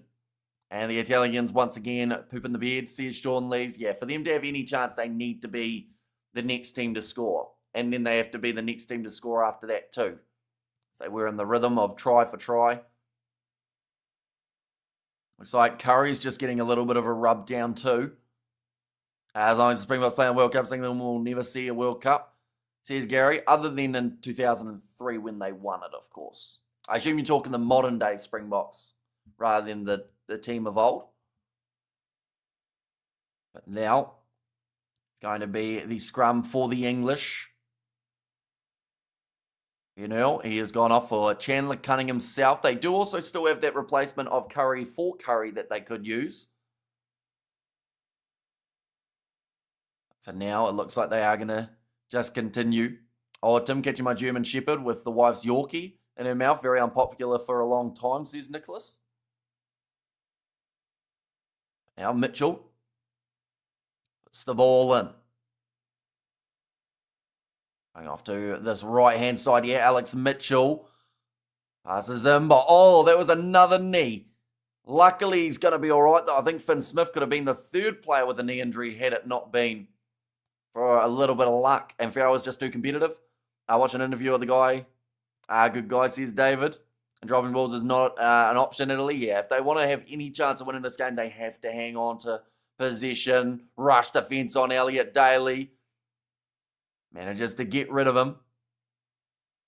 Now Mitchell to the left-hand side. Big shot on Jamie George. Now back to the right. On the halfway line, Maro Itoje. This is a good phase play at the moment from the English. Not rushing it. And to be honest, they don't really have to. They've already got themselves the winning bonus point as long as they just have the win to their name.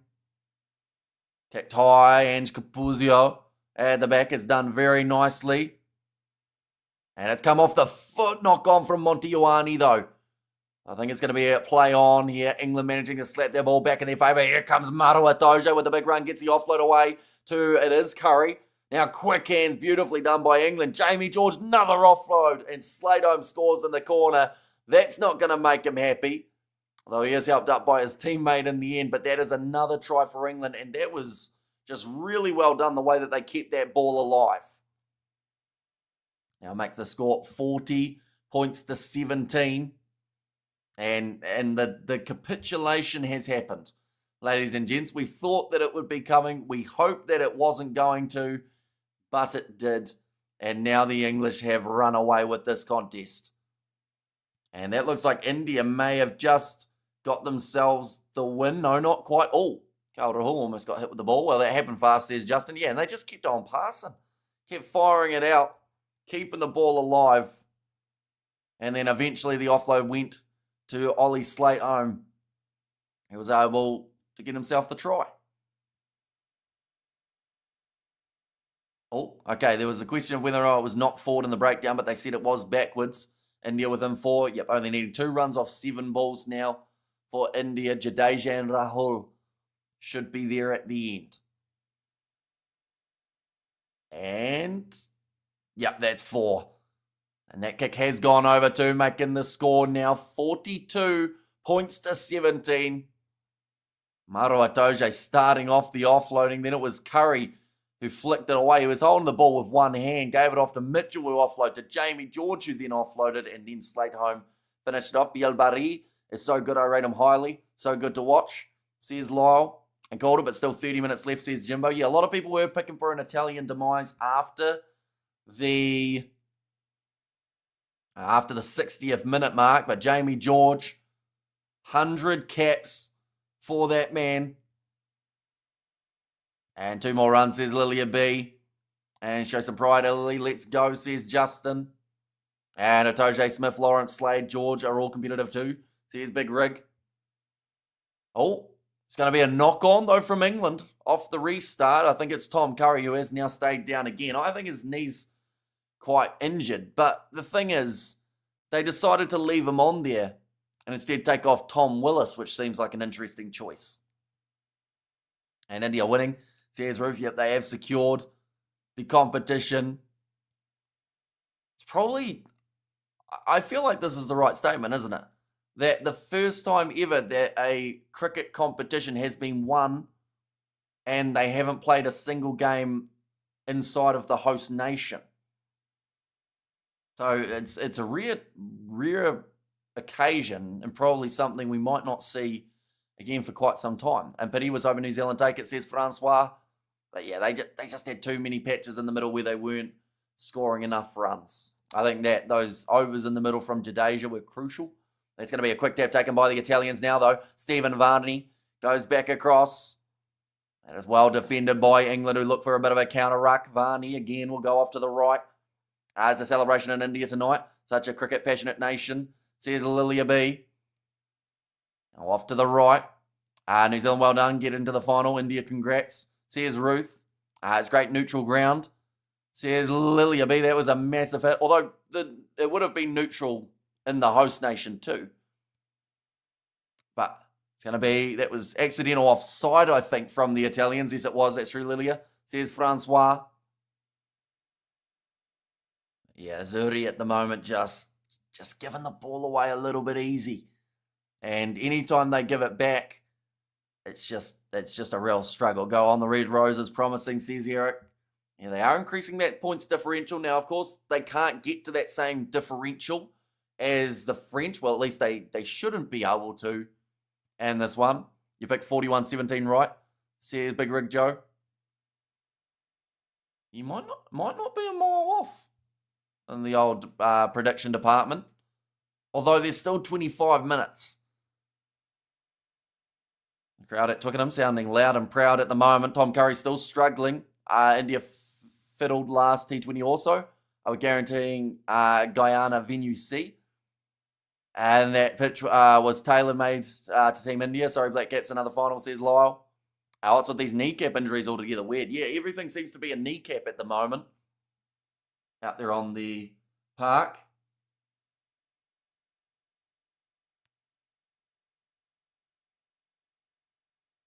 Yeah, this does look like Curry's going to make his way off. And, yeah, it's going to be a line out around the halfway line. So they've actually brought on Ted Hill here as a replacement for Tom Curry. I did, Joe. That was 80 minutes.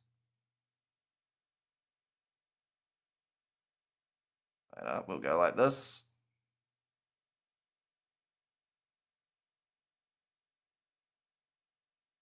Pedrello, he is going to make his way onto the field. There we go. Now, 24 minutes remaining. Luke Cowan Dickey with the line-out throws. Jamie George has, of course, made his way off. India rolled you, says Albert. I mean, 6 balls left probably isn't really rolling a team.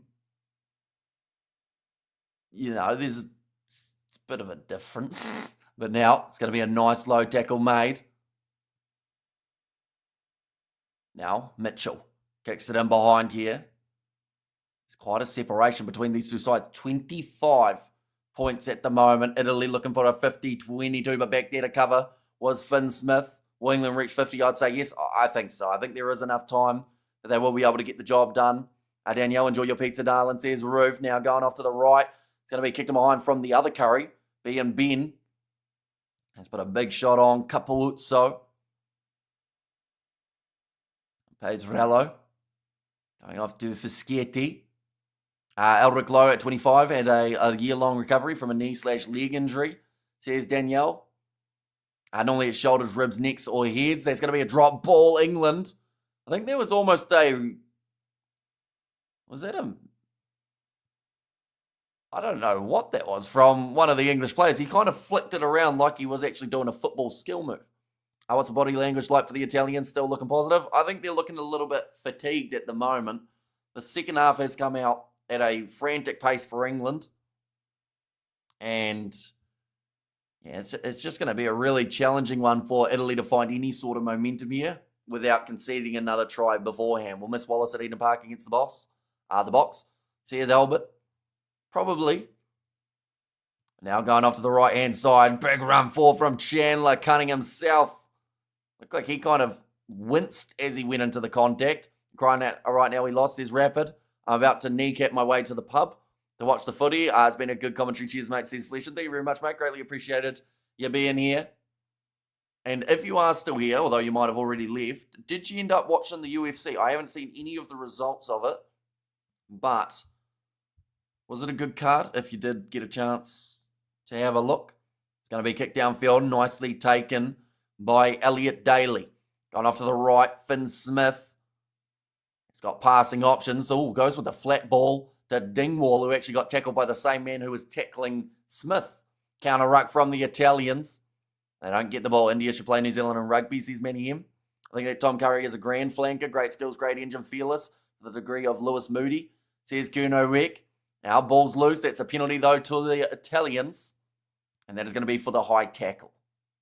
6 runs, that was close. No cigar next time, says Ruth. Now they've decided to take the quick tap. Pedrello almost going through. It was a good card. Ankalaev beat Pereira. Did he?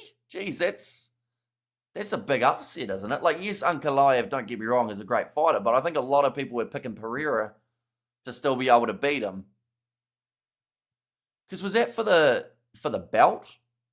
It would have been, wouldn't it? So, yeah, big one. Wallace out for the year. Do you know when he? No, he was just out for the whole Super Rugby season. Yeah, it will depend on recovery a little bit.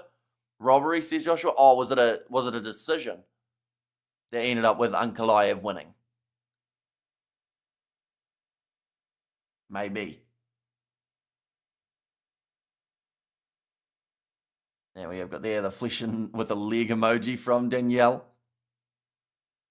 Now, looks like Alice Genji will make his way off the park, and that is going to be for Finn Baxter.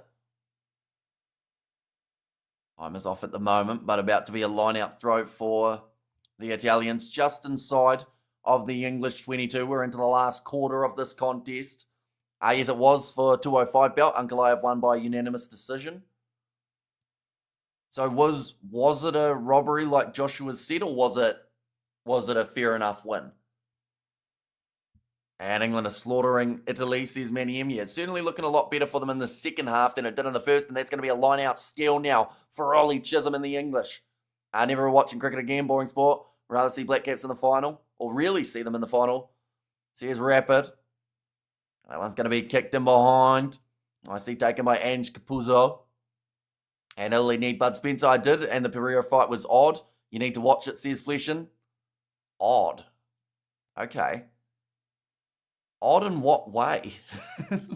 like as in it just seemed like maybe Pereira wasn't fighting the way he normally would, or not a great fight from either. Oh, okay, so it's one of those ones like they just matched each other and stylistically. Like, that's the thing. Sometimes that happens. That's just a fight doesn't work. It's like, what was the one?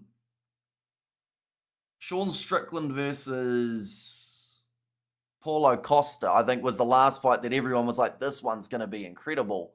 And then they just didn't do a lot throughout the whole one. Like Lesnar and Hunt, a little bit, yeah. Like those guys that become a dream match and then you put them in there and it just plummets and it's not really what everyone expected. It was a boring fight, didn't seem right. Fleshin is right, says Sean. I was expecting them to say Ankalaev won probably because Pereira was unusually dormant. Ankalaev kept putting on pressure and tried to control him through grappling, but Pereira defended him well. Says not your everyday cultist. I did see earlier on, did someone say about Gaethje's fight as well? Did he beat? Oh yeah, Gaethje beat Fazeev. And Rekas Duplessis Strickland. Says Joshua, is it 4 a.m. in New Zealand? Good on you, mate. Yeah, we're sitting 5:30 a.m. now. So it's a brutal time, but we're still awake. I'm actually more awake than I thought I would be. But we're going to have another scrum reset here. Beginning to suspect the only reason Italy looked improved is because Wales is so bad at the moment. It's all a mirage. If Wales were half as good as they were, Italy would be the wooden spooners, says Brian. And Capuzzo, come on, crash it in. And Gaethje had that dog in him. When hasn't Gaethje got that dog in him? Like, that man, you hear all like the early days of his interviews in terms of what he was like when he was first training. And he just seems to love getting punched. He didn't look up for it. It wasn't a robbery, but there's going to be a rematch and Ankalaev will get done, says Fleshin. Now past the cross, linking him behind Monty Ioane. That's a name that we haven't had to say too much throughout this contest. But once again, a counter-ruck from the English. They have been really strong in terms of being able to steal that ball back. Now Marcus Smith goes back across to the left. Ollie Slade home, a lot of space to work with. And he has got Chandler cutting himself on his outside. Doesn't decide to offload it to him and instead decides to drop the ball. So they will go back for the scrum. They love grapple. Might as well go to wrestling. And Italy love a try, says Robert. And Wales could still avoid the spoon if they beat England next week, says Big Rig. Have they announced a date for that GFL yet? In terms of that first card? I know that must be coming up. Will be a bit of an interesting one. I would have preferred Pereira to win, but I don't think anyone has taken the light heavyweight belt anytime soon. Yeah, it makes it a bit tricky. Now that he's lost the belt, like if he was to... The problem is, like, some people want to see him fight at heavyweight up against, some have said John Jones and whatnot, but the problem that you've got is, like, for him to go up to heavyweight, more than likely he has to lose that light heavyweight belt like he has, but then he'd also have to lose the rematch or else he'd get that belt back. And then you're in that scenario of if he's lost 2 fights to the same guy, the hype for that John Jones fight won't be as much. Great stream, Hamish. Really appreciate your effort. Can't afford TV nowadays, so keep us enlightened. Says Eric, no worries at all. Currently a bit of a stoppage here in this one. We are just waiting for the scrum to take place while someone is playing a trumpet at the game. We had a few stoppages just in the last little while. What's happened to the game? They are waiting for a scrum, and they have been for the last about minute and a half. At least we know how Tom Aspinall is finally going to get the heavyweights title shot. That is good news. Him versus John will be a very interesting one, and I hope it doesn't become one of those fights like we just said. No on Sky Sports says Kiwi Rob. It's on Sky Sport 5, I think, is what I'm on here. Sky Sport 5. It was supposed to be on the one that the golf's on, but it took too long. No one wants to fight Jones, other than Tom Aspinall, who's been begging for that fight for like 4 years. Oh, we have good there. I don't like UFC. It's boring. I watch bare knuckle fighting on YouTube. It's funny. Says Matthew. And we have got their fist fight today. And thanks, mate. Says Kiwi Rob. No worries at all. I got caught out by it as well. I think I missed the first 3 minutes of the contest because of waiting for those golf results to disappear. I think Aspinall versus Jones wins in KO. Hopefully. I feel like a decision wouldn't feel substantial. And also, I mean, a decision's probably going to go to Jones. Let's be honest. He's had a few in the past that, you got to really beat the champ to get that belt. And someone like a Dominic Reyes, people thought did enough, but didn't win the judges' scorecards. Garbisi goes across to the left-hand side now. That scrum is finally taken place.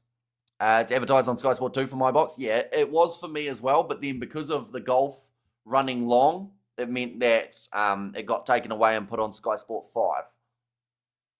Aspinall will mop Jones, no problem. But Jones won't put his legacy up against Tom, says Fleshin. Penalty goes the way of the Italians again. Seems like at this stage we need a UFC stream, doesn't it? But that one's going to go into touch. See, the best one to do would have been the Aussie card because it was probably the most relevant for here. Aspinall won't let it go past 2 rounds. Says not your everyday cultist. Now line out throw for the Italians. They need to keep on working their way towards that try line. Get a try, please, Italy. Just one. Well, theoretically, let's see them get one, but they need another one after that too. Just to put them in a good place. And that's gone forward. So another mistake has been made. Jones at his best isn't going to beat Aspinall at heavyweight. Says Fleshin. And yes, says Robert. And there's not enough time left for Italy. Still 15 minutes. 15 minutes, long time. Probably not to win this game, though. I do agree. But in terms of just being able to get a losing bonus point or two, it could be a possibility. More so just the one bonus point.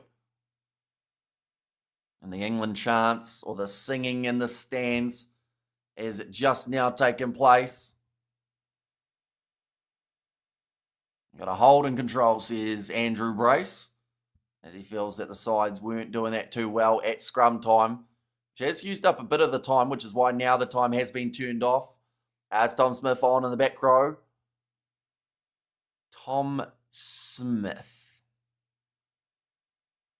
No. Who's Tom Smith? Who are we? I'm looking through the benches. There's Tommaso Allen. There's Tommy Freeman in the starting lineup and Finn Smith. Ted Hill's on for the English at 19. And we have there France might be South Africa's hardest test this season. My bad, says Eric. Who? Oh, you're talking Marcus Smith maybe. In that case, the UFC chat has stopped me going down to the pub. Sorry, Fleshin. We've probably delayed you. And that's going to be the penalty going the way of the English. Follow the league. Not yet. I'm going to be catching up on all of the games once we've had a little bit more of a break. So probably throughout this week, to be honest, I'll be catching up on all the league games that I've missed. Just because I haven't even seen any results or anything from the first rounds of the NFL, the NRL. I mean, Ted Hill, been on the beer, says Eric. So, yeah, he went on the field for Tom Curry, who did go off with a bit of a leg injury, which we have seen a lot of throughout this match as we saw Ollie Lawrence go off early. And then also we saw a little bit later on Ben Earl also have a bit of a leg injury. Did you stream the Sharks-Lions game yesterday? We certainly did. Sharks did a lot better in that contest, so they did secure the South African Cup. Now Luke Cowan-Dickie. Throw this one in up the wires, says Joshua. I see taken by Maru Itoje. Good sack, says the ref. Kick forward by the Italians. I think it was Zuliani who managed to get the foot through. Stepping here is Elliot Daly in the middle of the field. Going off to the right-hand side yet again here. Kicked him behind. Awkward bouncing one, and it has almost got into touch, but it avoids the sideline.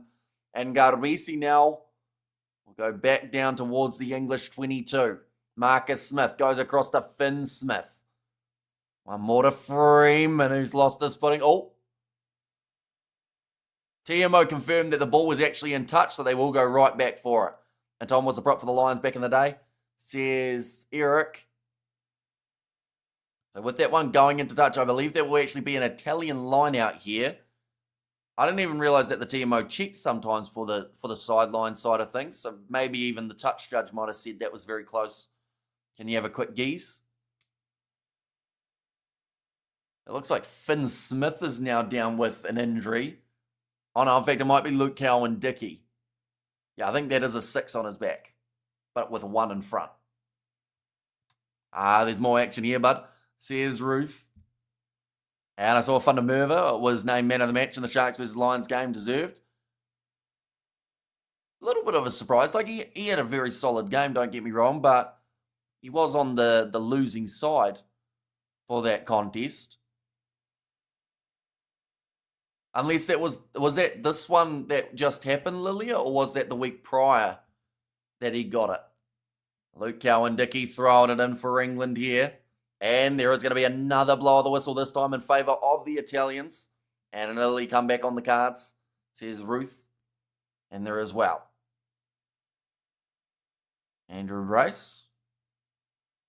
And Jack Van Poorvliet was not in an ideal position. Garbisi puts it into touch. Now 11.5 minutes remaining. Looks like another change is about to be made for the Italians. And it is Favretto who comes on for Niccolo Cannoni. Malcolm Marks will go to Japan after the World Cup. Yesterday's game, Morne van den Berg, says Lilia. So yeah, a little bit surprising that it was a man on the losing side. And Faletau scored the try of the championship yesterday.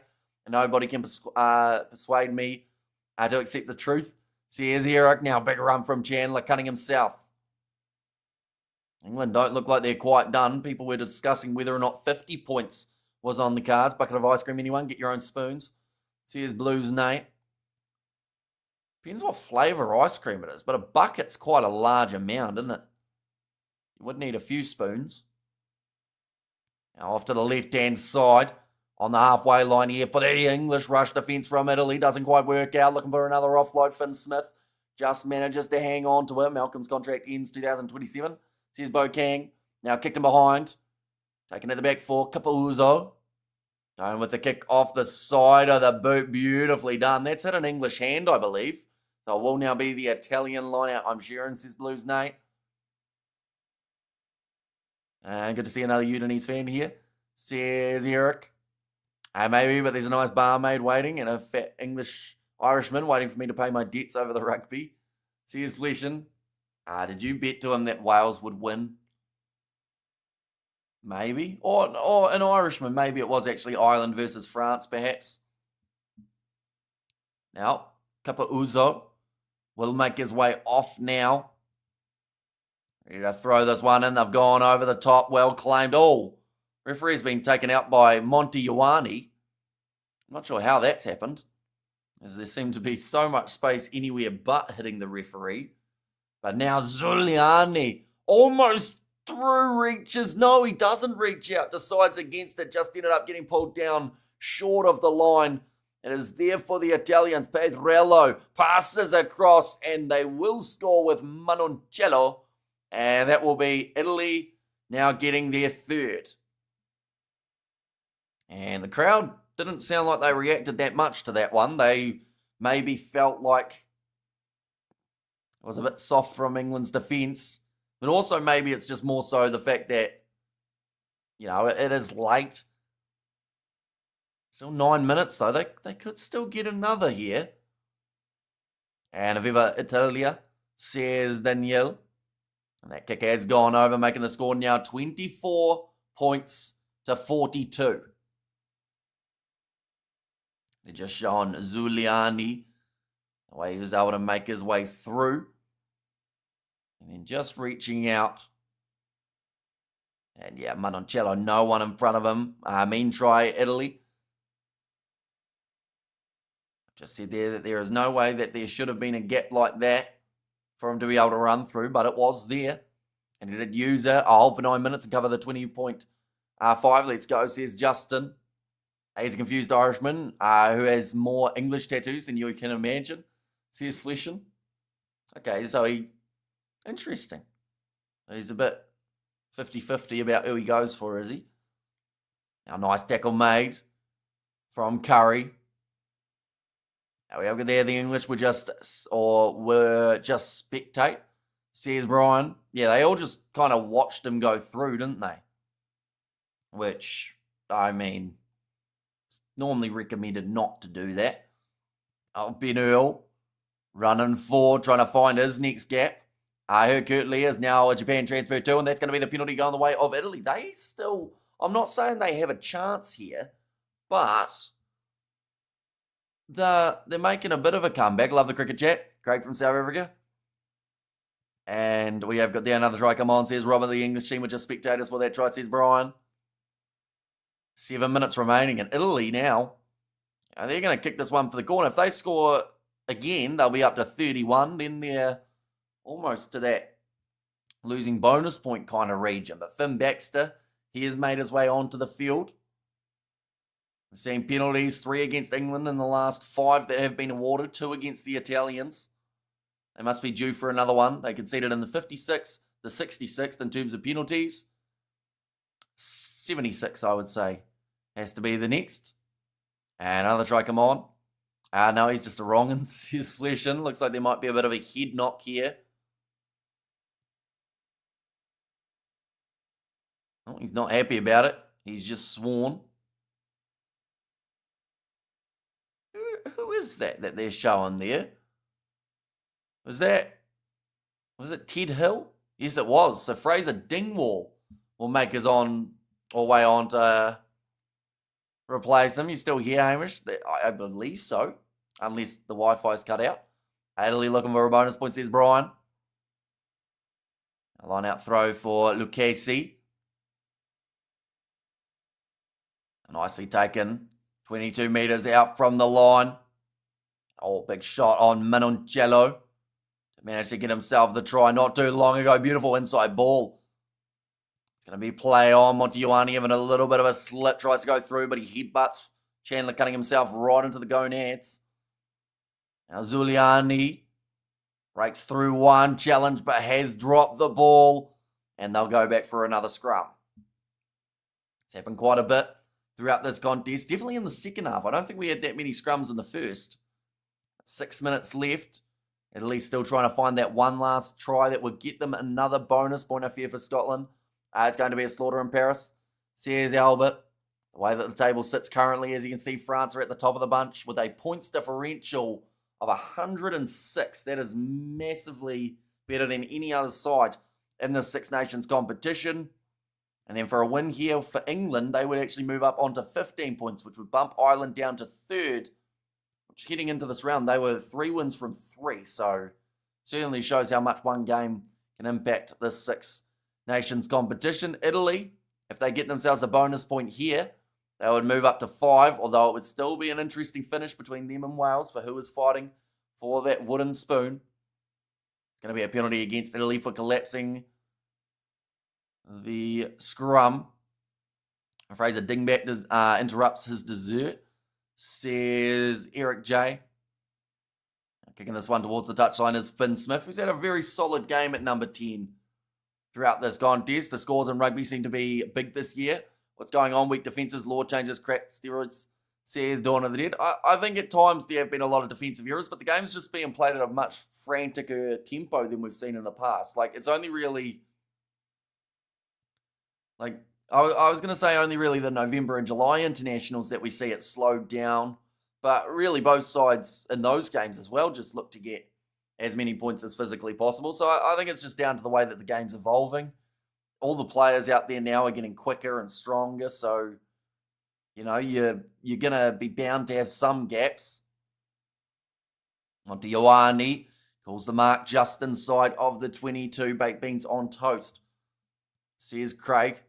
Now off to the left-hand side. Manoncello.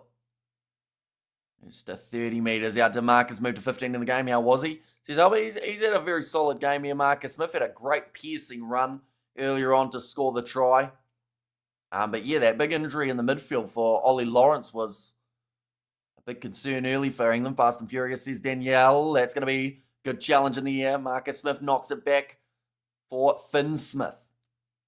Trying to step through. Big shot coming in from Ferrari into his midsection. Italy get over the ball. Would have been their penalty, but they will go back for the original knock-on. Do you work, Hamish? I certainly do. Probably will be working in about 3 hours' time. Ollie Chisholm. He's got the Six Nations player of the match. He's actually had a lot of running meters today as well. Does Italy have a 7-team? I can't remember. Not on the main circuit. They might be in the Challengers series, but I could be wrong.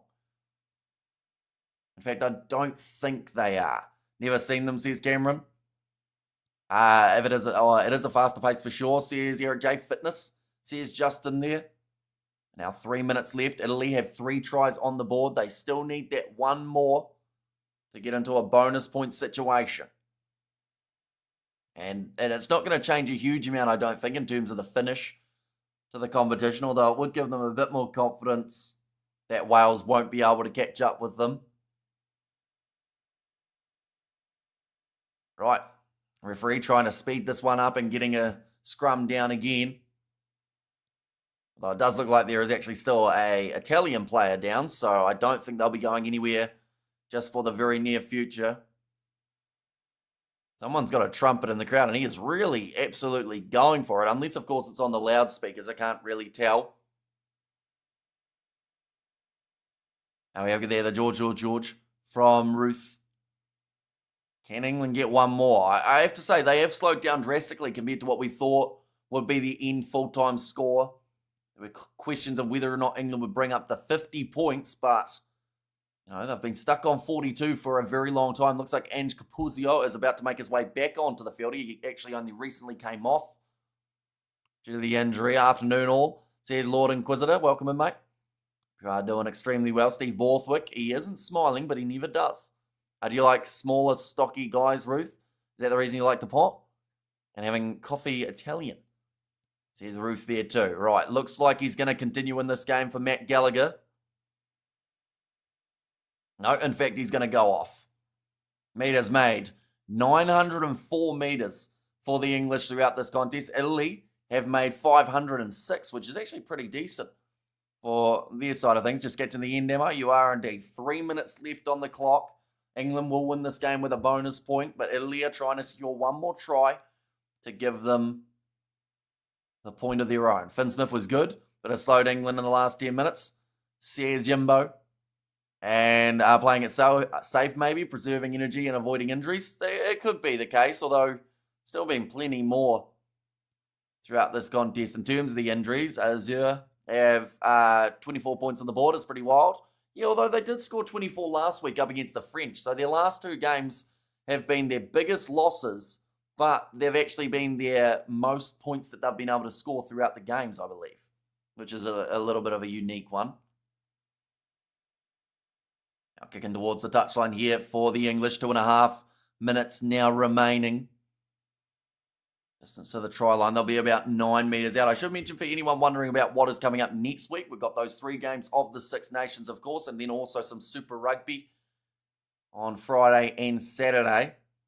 So probably about, I would say, 7 or maybe 6 live streams throughout the weekend, including, of course, like I said, 3 back-to-back games of the Six Nations for the final round They're really coming along with their attacking rugby, said Lord Inquisitor. Now, penalty goes the way of England. I think they'll just look to take the quick tap here. Yes, they do. Oh, he wasn't on the mark, though. He's not happy. Luke Cowan-Dickie, he thought he was going to be able to score that one. But now they will kick it into touch instead. I don't get her going, says Eric J. Yes, Italy have a 7-side, says Dawn of the Dead. Have you eaten 5 litres of ice cream yet? Awesome. 5 litres, that's a lot. Even 1 litre of ice cream, I would say, would be a real challenge.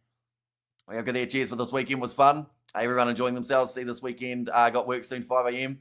Says Blues No. So yeah, hopefully work goes well for the week. I should mention as well, during the week we'll probably have some episodes of the Rugby 25 career mode coming out as well. So anyone who's interested in that, be sure to check it out. Bottomless cup of great coffee. Thank you, Hamish, for a great commentary, says Danielle. Thank you very much. Italy looking for the turnover. Can't get it. England, 1 minute left on the clock.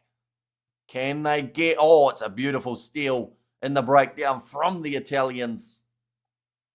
And then, anyone like me, Roof, I'm taller and slimmer, but I have found it difficult to keep the weight off since retiring from the Chippendales. Affliction barmaid or barman, I don't know. Says Ruth. What if it's that Magnum caramel? Oh, that would be tough, though. Like, even a litre of that, it's so, like, rich and sickly because it's got a whole heap of caramel in it. So I don't think I could eat 2 of those things within like a 12-hour period without feeling like I've overdone it. If you thank God, says Justin. Now Lucchese, 18 seconds remaining in this match. Italy still get the last attacking chance. How do you feel right now when the Black Caps lost? It's unfortunate, but at the same time, like, I'm happy that they made it to the final. They weren't given much of a chance, but they found their form throughout the competition, and unfortunately just dropping a couple catches in the game that mattered the most, and also just not quite getting enough runs on the board. Did Marcus move to 15 or 13 when he came on? He did go, I believe, into that 15 role, and then they just had a bit of a reshuffle of the backs. I think Daly probably slotted into 13. Stolen there by Tom Curry. Gives it off. That's Ben Earl. Ben Earl went off with a knee injury, looking like his season was over, and he's come out and scored a try at full pace. Now he's looking like he's feeling it, and maybe he regrets coming back out. But, yeah, Tom Curry. Or, in fact, no, sorry, it would have been Ben, because Tom also went off with the injury and just worked out. I think stands for thank you. It's been educational. Thank you, says Eric J. 6 layers of yoga in a day a while ago, says Bruce. That's a great finish from Earl. That will bring up 47 with a chance to make it 49 here. And it will be the last play of this game. England, they'll be happy enough with the scoreline. That's game over, says Kiwi Rob. And just bought 2 tins of baked beans. Back up Chow, says Craig. Now, Finn Smith, he's had a great day off the kicking tee. Hopefully I haven't just jinxed him, but he's sitting 6 from... he's missed. Okay, he's 6 from 7 for the day, which is still very impressive. Over 80%, closer to the 90. But nonetheless, I do thank you all very much for tuning in to this live stream. If you did enjoy, we've had a bit of a random one in terms of everything we've talked about. We talked about cricket at one point, the UFC as well. But one thing's for sure, England, they'll feel good going into their game next week up against the Welsh. And they'll just have to wait for the other results pretty much. At the time that they finish playing up against Wales, if they get the win, they'll more than likely be sitting in first place. But for them to be able to win the Six Nations, they need Scotland to do them a favour. I have chest here, but I'm a bit bald. I suppose I could try and grow it and comb it back over my head, says Brian. And cheers, everyone, says Jimbo. Thank you very much, mate, for being here. But nonetheless, I do thank you all very much for tuning in. I will see you all for the next one.